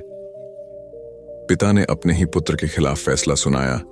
केशिनी नाम की एक अत्यंत सुंदर कन्या को लेकर दैत्यराज प्रहलाद के पुत्र विरोचन और महर्षि अंगिरा के पुत्र सुधनवा में परस्पर विवाद छिड़ गया। वे दोनों ही उसे पाने की इच्छा रखते हुए अपनी अपनी श्रेष्ठता सिद्ध करने लगे। दोनों में खूब बहस हुई, किंतु हल नहीं निकल पाया। अंत में दोनों राजा प्रहलाद के पास जाकर बोले, महाराज, हम दोनों में से श्रेष्ठ कौन है? आप इस प्रश्न का सही सही उत्तर दें। राजा प्रहलाद ने उन्हें अगले दिन आने को कहा। अपनी समस्या का हल जानने के लिए राजा प्रहलाद महर्षि कश्यप के आश्रम में पहुंचे। उन्होंने अपनी मन की दुविधा महर्षि कश्यप के सामने रखी। महर्षि कश्यप ने कहा, राजन, अगर तुमने सत्य को जानते हुए पक्षपात किया और असत्य उत्तर दिया तो तुम अपने धर्म का नाश तो करोगे ही, अपनी पीढ़ियों के पुण्य को भी नष्ट कर डालोगे। राजा प्रहलाद महर्षि कश्यप को प्रणाम कर राजमहल लौट गए। उन्होंने अगले दिन अपने पुत्र विरोचन को बुलाया और उससे कहा, पुत्र, सुधनवा तुमसे श्रेष्ठ है। उसके पिता महर्षि अंगिरा मुझसे श्रेष्ठ हैं। विरोचन ने हाथ जोड़कर उस फैसले को स्वीकार कर लिया। महर्षि अंगिरा ने जब यह निर्णय सुना तो यह आशीर्वाद दिया, महाराज प्रहलाद, तुम पुत्र स्नेह से परे होकर अपने धर्म पर अडिग रहे। मैं तुम्हारे पुत्र को शतायु होने का वर देता हूं। वस्तुत न्याय तभी सच्चा होता है जबकि वह पक्षपात रहित ढंग से समदृष्टि रखकर किया जाए। बल्कि दोष तुम्हारा है। तुमने अपनी जान जोखिम में डालकर सेल्फी ली थी, जिससे तुम्हारे साथ इतनी बड़ी दुर्घटना हुई। अगर तुम सही और सुरक्षित तरीके से सेल्फी लेते तो इस हादसे का शिकार होने से बच जाते। चीनू ने मां की बात को गांठ बांध लिया। साथ ही सेल्फी की लत को भी छोड़ देने का संकल्प कर लिया। चीनू के पास खड़े उसके सभी दोस्तों ने भी इस घटना से सबक लेकर अब कभी भी अपनी जान जोखिम में डालकर सेल्फी न लेने का फैसला कर लिया। एक युवती बगीचे में बहुत गुस्से में बैठी थी। पास ही एक बुजुर्ग बैठे थे। उन्होंने उस परेशान युवती से पूछा, क्या हुआ बेटी, क्यों इतना परेशान हो? युवती ने गुस्से में अपने पति की गलतियों के बारे में बताया। बुजुर्ग ने मंद मंद मुस्कुराते हुए युवती से पूछा, बेटी क्या तुम बता सकती हो तुम्हारे घर का नौकर कौन है? युवती ने हैरानी से पूछा, क्या मतलब? बुजुर्ग ने कहा, तुम्हारे घर की सारी जरूरतों का ध्यान रखकर उनको पूरा कौन करता है? युवती, मेरे पति। बुजुर्ग ने पूछा, तुम्हारे खाने पीने की और पहनने ओढ़ने की जरूरतों को कौन पूरा करता है? युवती, मेरे पति। बुजुर्ग, तुम्हें और बच्चों को किसी बात की कमी ना हो और तुम सबका भविष्य सुरक्षित रहे, इसके लिए हमेशा चिंतित कौन रहता है? युवती, मेरे पति। बुजुर्ग ने फिर पूछा, सुबह से शाम तक कुछ रुपयों के लिए बाहर वालों की और अपने अधिकारियों की खरी खोटी हमेशा कौन सुनता है? युवती, मेरे पति। बुजुर्ग, परेशानी और गम में कौन साथ देता है? युवती, मेरे पति। बुजुर्ग, तुम लोगों के अच्छे जीवन और रहन सहन के लिए दूर दराज जाकर सारे सगे संबंधियों को यहाँ तक कि अपने माँ बाप को भी छोड़कर जंगलों में भी नौकरी करने को कौन तैयार होता है? युवती, मेरे पति। बुजुर्ग, घर के गैस बिजली पानी मान मरम्मत एवं रखरखाव, सुख सुविधाओं, दवाइयों, किराना, मनोरंजन, भविष्य के लिए बचत, बैंक, बीमा, अस्पताल, स्कूल, कॉलेज, पास पड़ोस, ऑफिस और ऐसी ही न जाने कितनी सारी जिम्मेदारियों को एक साथ लेकर कौन चलता है? युवती, मेरे पति। बुजुर्ग, बीमारी में तुम्हारा ध्यान और सेवा कौन करता है? युवती, मेरे पति। बुजुर्ग बोले, एक बात और बताओ, तुम्हारे पति इतना काम और सबका ध्यान रखते हैं, क्या कभी उसने तुमसे इस बात के पैसे लिए? युवती, कभी नहीं। इस बात पर बुजुर्ग बोले कि पति की एक कमी तुम्हें नजर आ गई, मगर उसकी इतनी सारी खूबियां तुम्हें कभी नजर नहीं आई।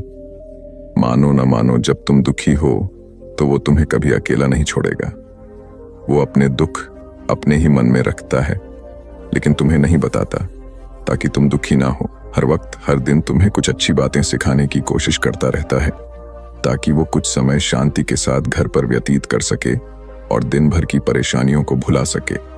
हर छोटी छोटी बात पर तुमसे झगड़ा तो कर सकता है, तुम्हें दो बातें बोल भी लेगा, परंतु किसी और को तुम्हारे लिए कभी कुछ नहीं बोलने देगा। तुम्हें आर्थिक मजबूती देगा और तुम्हारा भविष्य भी सुरक्षित करेगा। कुछ भी अच्छा ना हो फिर भी तुम्हें यही कहेगा, चिंता मत करो, सब ठीक हो जाएगा। माँ बाप के बाद तुम्हारा पूरा ध्यान रखना और तुम्हें हर प्रकार की सुविधा और सुरक्षा देने का काम करेगा। तुम्हें चिंता ना हो इसलिए दिन भर परेशानियों में घिरे होने पर भी तुम्हारे 15 बार फोन करने पर भी सुनेगा और हर समस्या का समाधान करेगा। चूंकि पति ईश्वर का दिया एक स्पेशल उपहार है, इसलिए उसकी उपयोगिता जानो और उसकी देखभाल करो। एक बार लोहे की दुकान में अपने पिता के साथ काम कर रहे एक बालक ने अचानक ही अपने पिता से पूछा, पिताजी, इस दुनिया में मनुष्य की क्या कीमत होती है? पिताजी एक छोटे से बच्चे से ऐसा गंभीर सवाल सुनकर हैरान रह गए। फिर वे बोले, बेटे, एक मनुष्य की कीमत आंकना बहुत मुश्किल है, वो तो अनमोल है। बालक, क्या सभी उतने ही कीमती और महत्वपूर्ण हैं? पिताजी, हाँ बेटे। बालक के कुछ पल्ले पड्डा नहीं, उसने फिर सवाल किया, तो फिर इस दुनिया में कोई गरीब तो कोई अमीर क्यों है? किसी की कम इज्जत तो किसी की ज्यादा क्यों होती है? सवाल सुनकर पिताजी कुछ देर तक शांत रहे और फिर बालक से स्टोर रूम में पड़ा एक लोहे का रॉड लाने को कहा। रॉड लाते ही पिताजी ने पूछा, इसकी क्या कीमत होगी? बालक, लगभग 300 रुपए। पिताजी, अगर मैं इसके बहुत से छोटे छोटे कील बना दूं तो इसकी कीमत क्या हो जाएगी? बालक कुछ देर सोचकर बोला, तब तो ये और महंगा बिकेगा, लगभग 1000 रुपए का। पिताजी, अगर मैं इस लोहे से घड़ी के बहुत सारे स्प्रिंग बना दूं तो? बालक कुछ देर सोचता रहा और फिर एकदम से उत्साहित होकर बोला, तब तो इसकी कीमत बहुत ज्यादा हो जाएगी। पिताजी उसे समझाते हुए बोले, ठीक इसी तरह मनुष्य की कीमत इसमें नहीं है कि अभी वो क्या है, बल्कि इसमें है कि वो अपने आप को क्या बना सकता है। बालक अपने पिता की बात समझ चुका था। जो लोग ईमानदार हैं उनके साथ ईमानदार रहिए, और जो लोग ईमानदार नहीं हैं उनके साथ भी ईमानदार रहिए। इसी प्रकार ईमानदारी सिद्ध होती है। यूनान में हेलाक नाम का एक धनी और लोभी व्यक्ति रहता था। अपनी दुकान पर आने वाले प्रत्येक मनुष्य को ठगना उसका नित्य का काम था। इससे उसे काफी धन प्राप्त होता था, किंतु वह उसके पास टिक नहीं पाता था। कभी बीमारी में व्यय हो जाता तो कभी दुकानदारी में कोई बड़ा नुकसान हो जाता। यह देखकर उसकी पुत्र वधू उसे समझाती कि बेईमानी के पैसों से बरकत नहीं होती, किंतु हेलाक उसकी बात अनसुनी कर देता। एक दिन उसके सोने की एक पंसेरी बनवाई, फिर उस पर अपनी छाप लगाकर कपड़े में मड़ा और एक चौराहा पर रखाया। कुछ दिन एक व्यक्ति ने उसे उठाकर पास के तालाब में फेंक दिया। उस तालाब में उसे एक बड़ी मछली ने निगल लिया। कुछ दिनों बाद मछुआरे ने उस तालाब में जाल डाला तो मछली उसमें फंस गई। मछुआरे ने जब मछली का पेट चीरा तो वह पंसेरी बाहर निकल आई। मछुआरा ईमानदार व्यक्ति था। उसने जब हेलाक के नाम की छाप पंसेरी पर देखी तो उसे हलाक को लौटाने चला गया। महीनों बाद अपनी सोने की पंसेरी को वापस पाकर हेलाक बहुत खुश हुआ। अब उसे विश्वास हो गया कि ईमानदारी का धन कहीं नहीं जाता और बेईमानी से कमाया धन कभी नहीं फलता। उसी दिन से उसने बेईमानी छोड़ दी। वस्तुतः ईमानदारी से अर्जित धन मानसिक शांति देने के साथ ही स्थायी भी होता है। ईमानदार और सच्चे दिल वाला व्यक्ति स्वयं को सदा हल्का व तनाव मुक्त अनुभव करता है। एक बार दो पड़ोसी राज्यों में युद्ध छिड़ गया। बहुत भयानक युद्ध चल रहा था। युद्ध में बहुत सारे सैनिक घायल हो जाते थे। दोनों राज्यों की सेना में ऐसी कर्मचारी भर्ती किए गए थे जिनका काम था युद्ध स्थल पर जाकर अपनी अपनी सेना के घायल सैनिकों की मरहम पट्टी करना और उन्हें पानी पिलाना। उनमें से एक राज्य की सेना का एक कर्मचारी था। पंडवरण युद्ध स्थल पर जाता और घायल सैनिकों को पानी पिलाता और उनकी मरहम पट्टी करता। उसे जो भी घायल सैनिक नजर आता, चाहे वह उसकी अपनी सेना का हो या विरोधी राज्य की सेना का हो, उसकी सेवा करता। इस बात पर कुछ सैनिक ने राजा को शिकायत की कि पंडवरण विरोधी राज्य के घायल सैनिकों को भी मरहम पट्टी करता और उन्हें पानी पिलाता है। राजा ने उसे तुरंत बुलाया और उससे पूछा, पंडवरण तुम्हें घायल सैनिक की सेवा के लिए रखा गया है, किंतु तुम तो विरोधी राज्य के सेना के घायल सैनिकों को भी सेवा कर रहे हो, ऐसा क्यों? पंडवरण बोला, महाराज, मेरा कर्म है कि मैं घायलों की सेवा करूं। मैं जब युद्ध स्थल पर जाता हूं तो मुझे सिर्फ दर्द से कहारते घायल मानव नजर आते हैं। मुझे उनमें अपना या विरोधी नजर नहीं आता है। मुझे सिर्फ अपना कर्म याद रहता है, इसलिए मैं हर घायल की सेवा करता हूं। पंडवरण की बात सुनकर राजा ने उसे गले से लगा लिया और कहा, पंडवरण, तुम सच्चे सेवक हो। कथा का सार यह है कि सेवा अपने या पराये को देखकर नहीं की जाती। जिस सेवा में पक्षपात हो वह सेवा नहीं होती। संपूर्ण मानव जाति की एक दृष्टि से सेवा ही सच्ची सेवा है। वह सहज दयावश और मानवता के नाते की जानी चाहिए। पुरुषोत्तम दास टंडन एक उदार राजनेता थे। उनकी धन संग्रह में जरा भी रुचि नहीं थी। उनके हाथ सदैव दान की मुद्रा में रहते थे। यह घटना उन दिनों की है जब श्री टंडन राज्यसभा के सदस्य थे। यहां भी लोग उनकी निरासक्त प्रवृत्ति से काफी प्रभावित थे। यह उल्लेखनीय है कि श्री टंडन अपनी इस उदारता पर तनिक भी अहंकार नहीं करते थे। एक दिन उन्हें किसी ने आकर कहा कि वे अपना भत्ता राज्यसभा कार्यालय से आकर ले लें। वे कार्यालय में पहुंचे। जब उन्हें चेक दिया गया तो उन्होंने किसी से पेन लेकर अपने चेक को लोक सेवा मंडल के नाम समर्पित कर दिया। वहीं खड़े एक व्यक्ति ने जब उन्हें ऐसा करते देखा तो उसे रहा नहीं गया और वह उनसे पूछ बैठा, टंडन जी, इतनी मुश्किल से मात्र 100 रुपए मिले थे, उन्हें भी आपने दान में क्यों दे दिया? टंडन जी सहजता से बोले, भाई, मेरे 7 बेटे हैं। मैं उन 7 से प्रतिमाह 100-100 रुपए लेता हूं। मेरे लिए 300-400 रुपए पर्याप्त होते हैं। शेष को भी मैं एक लोक सेवा मंडल को दे देता हूं। फिर यह तो अतिरिक्त आय है, इसे अपने पास क्यों रखूं? सार यह है कि धन की 3 गतियां होती हैं, दान, भोग और नाश। इनमें भोग धन की मध्यम गति है, नाश अधम गति है और दान उत्तम गति है। इसलिए अपने आय का एक हिस्सा दान अवश्य करना चाहिए, तभी उस धन की सार्थकता है। गौतम बुद्ध से राजकुमार श्रोण ने दीक्षा ली थी। एक दिन बुद्ध अन्य शिष्यों ने बुद्ध को बताया कि श्रोण तप की उच्चतम सीमा तक पहुंच गया है। वह ज्यादातर तप में लगा रहता है। वह 2-3 दिन में एक बार ही नाम मात्र भोजन करता है। अन्न जल ग्रहण नहीं करने से उसका शरीर अत्यधिक कमजोर हो गया है। चूंकि वह पहले राजसी जीवन जीता था, इसलिए इतने त्यागमय जीवन का वह आदी नहीं है। वह हड्डियों का ढांचा बनकर रह गया है। यह सुनकर बुद्ध को उसकी चिंता होती है। बुद्ध ने श्रोण को बुलाकर कहा, मैंने सुना है कि तुम सितार बहुत अच्छा बजाते हो, क्या तुम मुझे सुना सकते हो?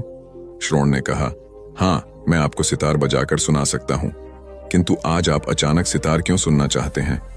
बुद्ध ने कहा, न सिर्फ सुनना चाहता हूं बल्कि उसके विषय में जानना भी चाहता हूं।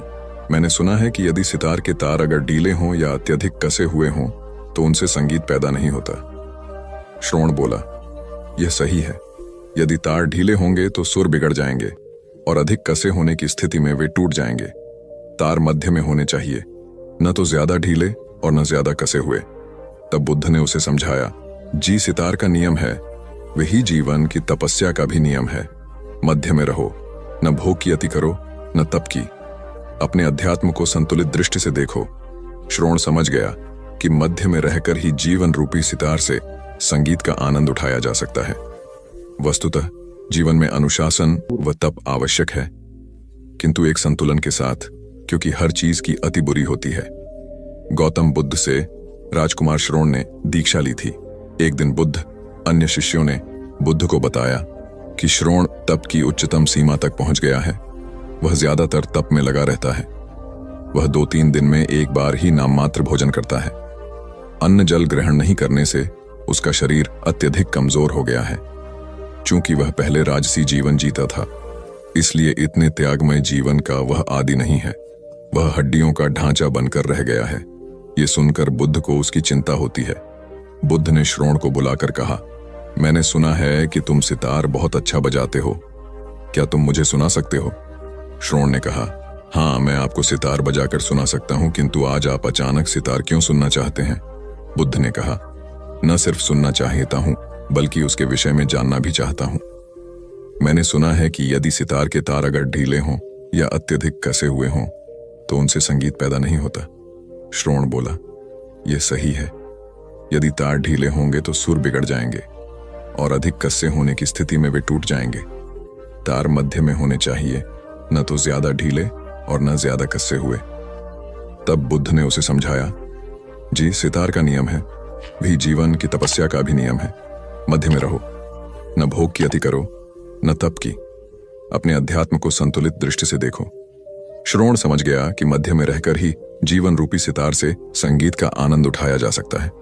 वस्तुतः जीवन में अनुशासन व तप आवश्यक है, किंतु एक संतुलन के साथ, क्योंकि हर चीज की अति बुरी होती है। एक राजा कुशल प्रशासक था। प्रजा के सुख दुख के लिए वह प्रायः साधारण वेशभूषा में उनके बीच घुमा करता था। एक दिन जब राजा जंगल से गुजर रहा था तो उसने कुछ घुड़सवार लुटेरे अपनी ओर बढ़ते देखे। राजा समझ गया कि यह लूटने की नीयत से आ रहे हैं। राजा साहसी था, अतः घबराने के बजाय उनसे लड़ने के लिए तैयार हो गया। उसी समय अचानक राजा के घोड़े का पैर एक गड्ढे में फंस गया।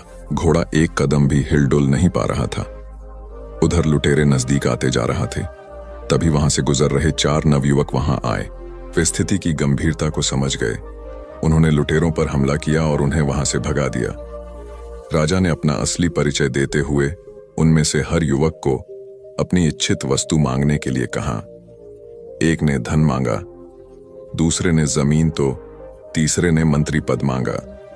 राजा ने चौथे युवक से उसकी इच्छा जानी तो चौथे युवक कुछ सोचकर बोला, महाराज, आप हर वर्ष 2 बार मेरे घर पर मेहमान बनकर आएं।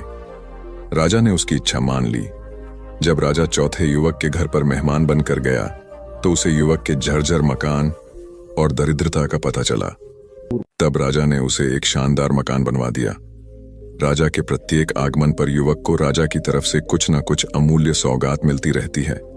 अपनी बुद्धिमानी से युवक ने राजा का आतिथ्य मांगकर स्वयं का जीवन सदा के लिए खुशहाल बना लिया।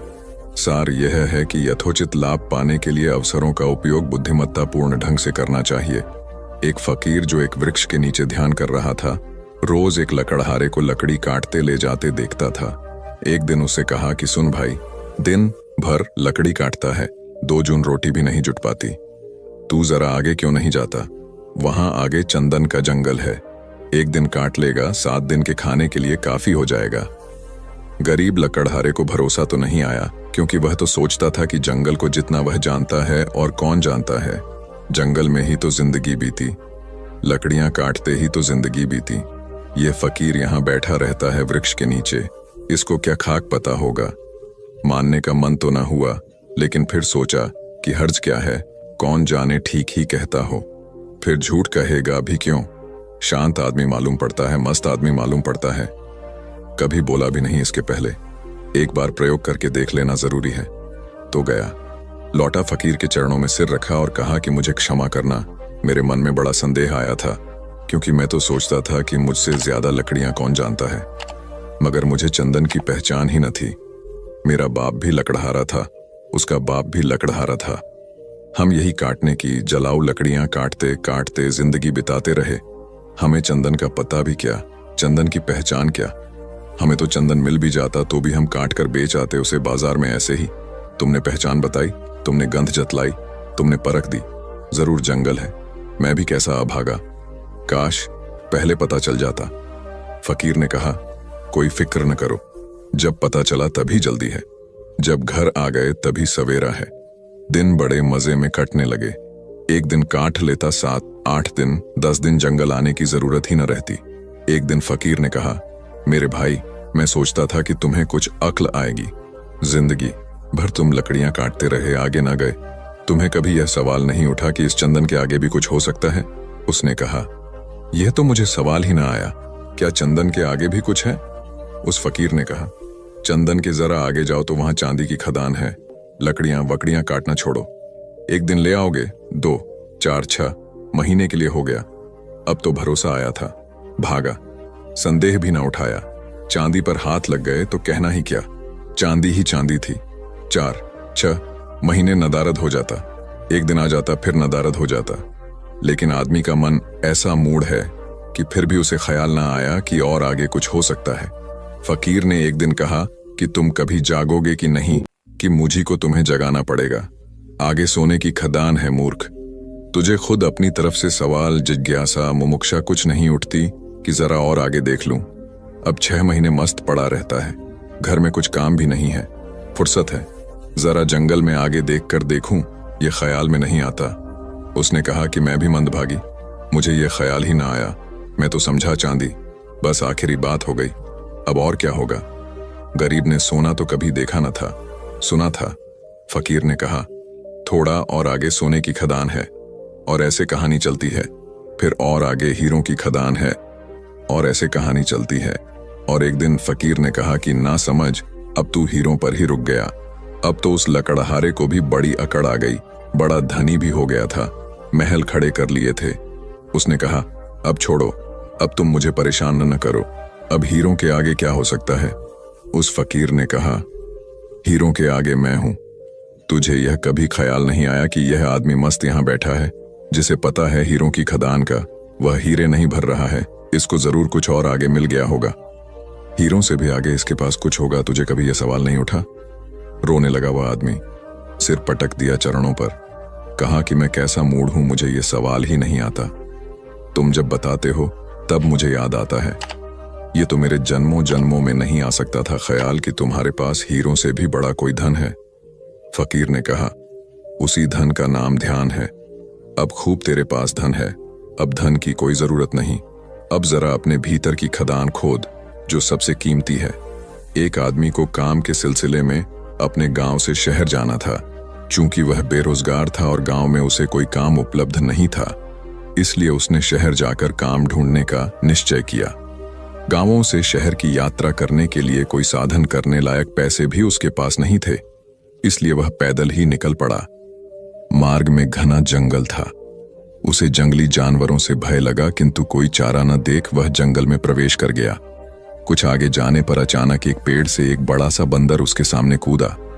आदमी भय के मारे जहां का तहां खड़ा रह गया। बंदर ने आदमी से उसके विषय में पूछा।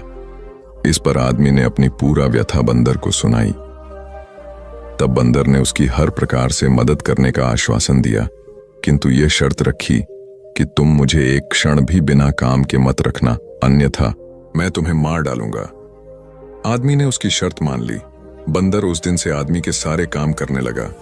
जब कोई काम नहीं होता तो आदमी उसे सीढ़ी लाने को कहता और उसे पर ऊपर नीचे चढ़ने उतरने का आदेश देता। इस प्रकार बंदर आदमी का गुलाम बन गया। उपर्युक्त कथा में बंदर मानव मस्तिष्क का प्रतीक है। यदि हम अपने मस्तिष्क को सदैव विभिन्न कार्यों में लगाए रखेंगे तो यह सदैव रचनात्मक ऊर्जा से भरा रहकर सकारात्मक परिणाम देगा, किंतु उसे निष्क्रिय रखते हुए कोई काम नहीं करेंगे तो वह ध्वंसात्मक प्रकृति का हो जाएगा। इसीलिए कहा गया है कि खाली दिमाग शैतान का घर होता है। सेठ धनीराम हमेशा पैसे कमाने में लगे रहते और परिवार पर पर्याप्त ध्यान नहीं दे पाते। उनकी पत्नी अपनी हवेली के सामने रहने वाले मजदूर मोहन के परिवार की कहुशी देखकर उन्हें उलाहना देती। तुम हमेशा काम में लगे रहते हो, तुम्हें न अपनी फिक्र है और न ही परिवार वालों की। मोहन के परिवार को देखो कितना खुशहाल है। यह सुनकर सेठ जी बोले, मोहन कभी 99 के फेर में नहीं पड़ा, वरना इसकी सारी हंसी और मस्ती चली जाती। सेठानी ने 99 के फेर का आशय पूछा तो सेठ जी ने समय आने पर उन्हें दिखाने का वायदा किया। एक रात सेठ जी ने रुपयों की एक पोटली मोहन के आंगन में चुपचाप फेंक दिया। सुबह मोहन की निगाह उस पर पड़ी। खोलने पर उसमें रुपए देख परिवार बहुत खुश हुआ। पोटली में 99 रुपए थे। सभी विचार करने लगे कि इसमें जो 1 रुपया कम है उसे भी कमाकर 100 रुपए पूरे कर लिए जाएं। सबने निश्चय किया कि अधिक मेहनत करेंगे और पैसे बचाएंगे। यही किया गया। 100 रुपए तो पूरे हो गए, लेकिन इच्छाएं और बलवती हो गईं। अब मोहन, उसकी पत्नी और बच्चे रुपए बचाने के फेर में व्यस्त रहने लगे। रात को सभी देर से आते और थके मांदे सो जाते। सुबह फिर कमाने के लिए निकल पड़ते। अब न वे परस्पर बातचीत करते और न हंसी खुशी रह पाते। इस परिवार का यह परिवर्तन दिखाकर सेठ जी ने सेठानी से कहा, इसे ही कहते हैं 99 का फेर। वस्तुतः अधिक पाने की चाह व्यक्ति का सुख चयन हर लेती है, इसलिए जितना है उसी में संतुष्ट रहना चाहिए। एक आदमी को काम के सिलसिले में अपने गांव से शहर जाना था। चूंकि वह बेरोजगार था और गांव में उसे कोई काम उपलब्ध नहीं था, इसलिए उसने शहर जाकर काम ढूंढने का निश्चय किया। गांवों से शहर की यात्रा करने के लिए कोई साधन करने लायक पैसे भी उसके पास नहीं थे, इसलिए वह पैदल ही निकल पड़ा। मार्ग में घना जंगल था।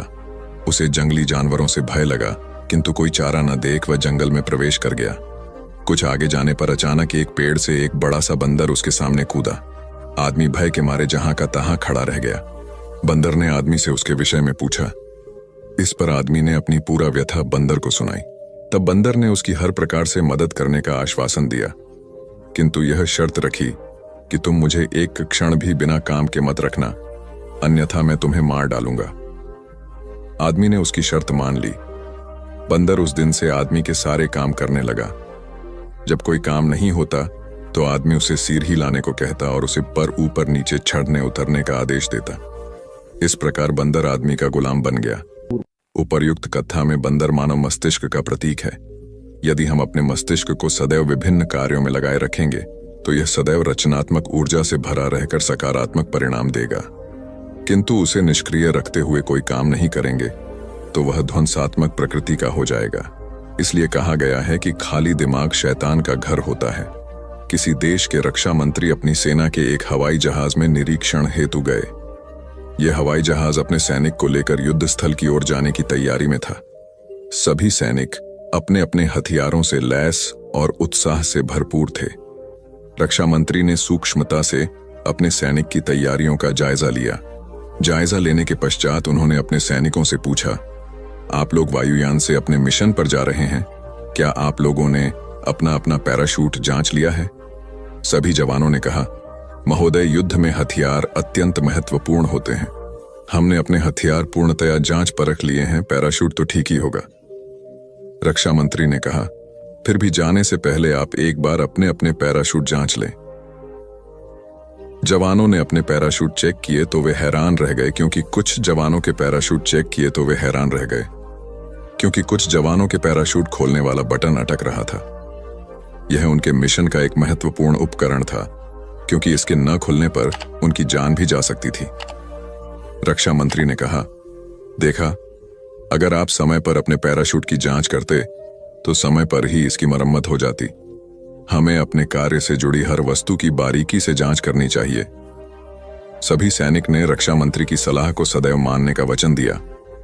कथा का सार यह है कि किसी भी कार्य की सफलता के लिए उसकी पूर्व तैयारी और तैयारी की जांच करना अत्यंत आवश्यक है। प्राचीन समय की बात है, मगध के नगर सेठ थे अंगपाल। वे जितने मृदु स्वभाव के थे, उनकी पत्नी उतनी ही कटु प्रकृति वाली थी। इस कारण उनके घर कोई नौकरानी टिक नहीं पाती थी।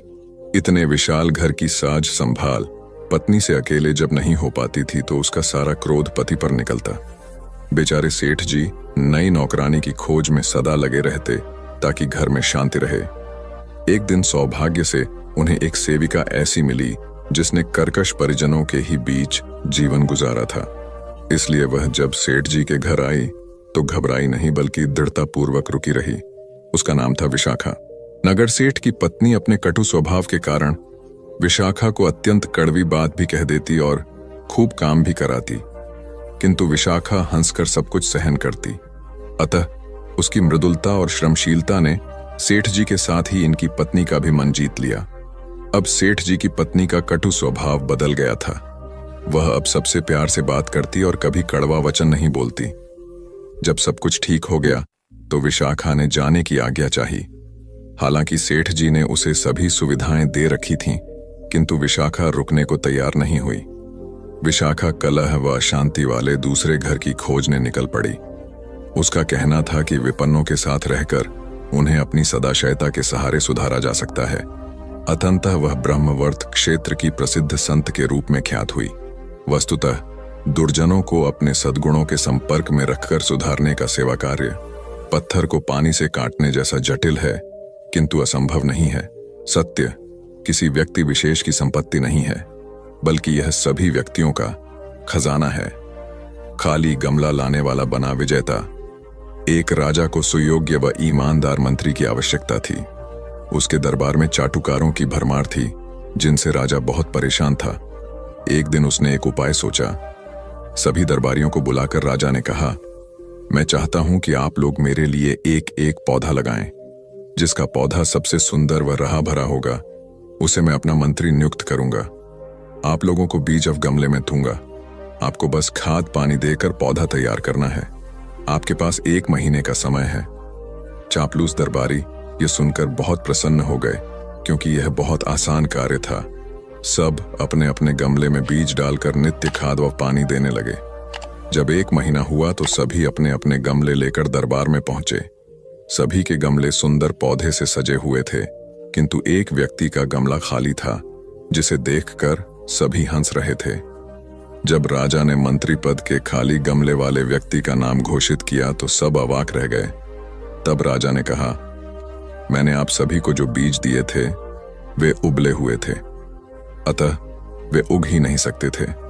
आप सब ने मुझे प्रसन्न कर मंत्री पद पाने के लोभ में बीज बदल दिए, लेकिन इस व्यक्ति ने ऐसा नहीं किया और परिणाम स्वरूप यह आज खाली गमला लेकर दरबार में आया है। ये व्यक्ति सच्चाई पर कायम रहा, इसीलिए यह व्यक्ति ही मंत्री पद के लायक है। वह राज्य कभी उन्नति नहीं कर सकता जिसके दरबारी बस राजा को खुश करना चाहते हो और प्रजा की भलाई की ओर किसी का ध्यान न हो। सार यह है कि लोभ व स्वार्थ के मार्ग से हटकर सच्चाई के मार्ग पर चले तो सफलता अवश्य आपके कदम चूमेगी। स्वामी दयानंद सरस्वती के प्रवचनों में अमीरचंद नामक व्यक्ति भजन गाता था। उसका गला अत्यंत सुरीला था। वह जब भी गाता बड़ी तन्मयता के साथ गाता था। उसे सुनकर श्रोता मुग्ध हो जाते। अमीरचंद के भावपूर्ण गीतों ने स्वामी जी को भी उसका मुरीद बना दिया था और वे सदैव उसे प्रोत्साहन देते रहते थे। एक बार उनके प्रवचन के उपरांत जब अमीरचंद भजन गाकर चला गया तो कुछ प्रतिष्ठित लोगों ने उनसे अमीरचंद के खराब आचरण के विषय में शिकायत की। स्वामी जी हैरान हुए, किंतु जब उन्होंने इन आरोपों की जांच की तो उन्हें सत्य पाया। उन्हें पता चला कि अमीरचंद रिश्वत लेता है, नशा करता है और पत्नी को भी त्याग चुका है। अगले दिन अमीरचंद ने भजन समाप्त करने के बाद जब स्वामी जी से जाने की अनुमति मांगी तो वे बोले, तुम्हारा गला तो कोयल जैसा है, किंतु आचरण कौए के समान है। अमीरचंद को बात की गहराई समझ में आई। उसने अच्छा बनने के बाद ही स्वामी जी से मिलने का संकल्प व्यक्त किया। सबसे पहले तो उसने रिश्वत लेना छोड़ा, फिर नशे से मुक्ति ली। तत्पश्चात पत्नी को स्वयं जाकर आदरपूर्वक लाया और सदैव उसके प्रति निष्ठावान रहने का संकल्प लिया। फिर वह स्वामी जी से मिला तो उन्होंने उसके इस कायाकल्प पर प्रसन्नता व्यक्त करते हुए आशीर्वाद दिया। कथा का सार यह है कि यदि वाणी में सरस्वती बसती हो और आचरण रावण के समान हो तो यह प्रतिकूलता अपयश का भागी ही बनाती है। वस्तुतः मीठी वाणी और सदाचरण का मेल व्यक्ति को लोकप्रिय बनाता है। संत रवि कुमार त्याग और वैराग्य का जीवन व्यतीत करते थे। वह निरंतर ईश्वर का स्मरण करते और संतों के साथ आध्यात्मिक चर्चाओं में लीन रहते थे। लोग उन्हें श्रद्धा की दृष्टि से देखते थे और उनका आशीर्वाद लेने के लिए दूर दूर से आते थे। किंतु संत रवि कुमार इस लोकप्रियता के अहंकार से कोसों दूर अत्यंत विनम्र रहते थे। संत रवि कुमार को आकाश में उड़ने की सिद्धि प्राप्त थी। एक बार संत रवि कुमार से संत वर्मदेव मिलने आए। संत वर्मदेव के पास पानी के ऊपर चलने की शक्ति थी। संत वर्मदेव को नहीं पता था कि संत रवि कुमार के पास आकाश में उड़ने की शक्ति है। अहंकारवश संत वर्मदेव ने संत रवि कुमार को नीचा दिखाने की सोची। उन्होंने संत रवि कुमार से कहा, क्यों न हम झील के पानी के ऊपर चलते हुए आध्यात्मिक चर्चा करें। संत रवि कुमार उनके अहंकारवश संकेत को समझ गए। संत रवि कुमार शांत भाव से बोले, आध्यात्मिक चर्चा अगर हम आज आकाश में भ्रमण करते हुए करें तो कैसा रहेगा। संत वर्मदेव समझ गए कि रवि कुमार आकाश में उड़ने की शक्ति जानते हैं। संत वर्मदेव निरुत्तर हो गए। वर्मदेव जी, जो काम आप कर सकते हैं वो तो एक छोटी छोटी से मछली भी कर सकती है, और जो काम मैं कर सकता हूं वो तो एक छोटी सी मक्खी भी कर सकती है। लेकिन सत्य इस करिश्मेबाजी से कोसों दूर है। उसे तो विनम्र होकर खोजना पड़ता है। आपको और हमें जो शक्तियां प्राप्त हैं वह जन कल्याण के लिए हैं। इन शक्तियों का अहंकार करना उचित नहीं है। संत वर्मदेव ने हाथ जोड़कर माफी मांगी और अहंकार को त्याग कर जन कल्याण के लिए निकल पड़े। वस्तुतः मैं अथवा द्वैत के भाव का हम या अद्वैत भाव में विसर्जन ही ईश्वर की प्राप्ति का द्वार है। संत रवि कुमार त्याग और वैराग्य का जीवन व्यतीत करते थे। वह निरंतर ईश्वर का स्मरण करते और संतों के साथ आध्यात्मिक चर्चाओं में लीन रहते थे। लोग उन्हें श्रद्धा की दृष्टि से देखते थे और उनका आशीर्वाद लेने के लिए दूर दूर से आते थे। किंतु संत रवि कुमार इस लोकप्रियता के अहंकार से कोसों दूर अत्यंत विनम्र रहते थे। संत रवि कुमार को आकाश में उड़ने की सिद्धि प्राप्त थी। एक बार संत रवि कुमार से संत वर्मदेव मिलने आए। संत वर्मदेव के पास पानी के ऊपर चलने की शक्ति थी। संत वर्मदेव को नहीं पता था कि संत रवि कुमार के पास आकाश में उड़ने की शक्ति है। अहंकारवश संत वर्मदेव ने संत रवि कुमार को नीचा दिखाने की सोची। उन्होंने संत रवि कुमार से कहा, क्यों न हम झील के पानी के ऊपर चलते हुए आध्यात्मिक चर्चा करें। संत रवि कुमार उनके अहंकारवश संकेत को समझ गए। संत रवि कुमार शांत भाव से बोले, आध्यात्मिक चर्चा अगर हम आज आकाश में भ्रमण करते हुए करें तो कैसा रहेगा। संत वर्मदेव समझ गए कि रवि कुमार आकाश में उड़ने की शक्ति जानते हैं। संत वर्मदेव निरुत्तर हो गए। वर्मदेव जी, जो काम आप कर सकते हैं वो तो एक छोटी छोटी से मछली भी कर सकती है, और जो काम मैं कर सकता हूं वो तो एक छोटी सी मक्खी भी कर सकती है। लेकिन सत्य इस करिश्मेबाजी से कोसों दूर है। उसे तो विनम्र होकर खोजना पड़ता है। आपको और हमें जो शक्तियां प्राप्त हैं वह जन कल्याण के लिए हैं। इन शक्तियों का अहंकार करना उचित नहीं है। संत वर्मदेव ने हाथ जोड़कर माफी मांगी और अहंकार को त्याग कर जन कल्याण के लिए निकल पड़े। वस्तुतः मैं अथवा द्वैत के भाव का हम या अद्वैत भाव में विसर्जन ही ईश्वर की प्राप्ति का द्वार है। अपने कर्म से दिया मानवता की सेवा का संदेश महिला संत आंडाल पूजा में लीन थीं।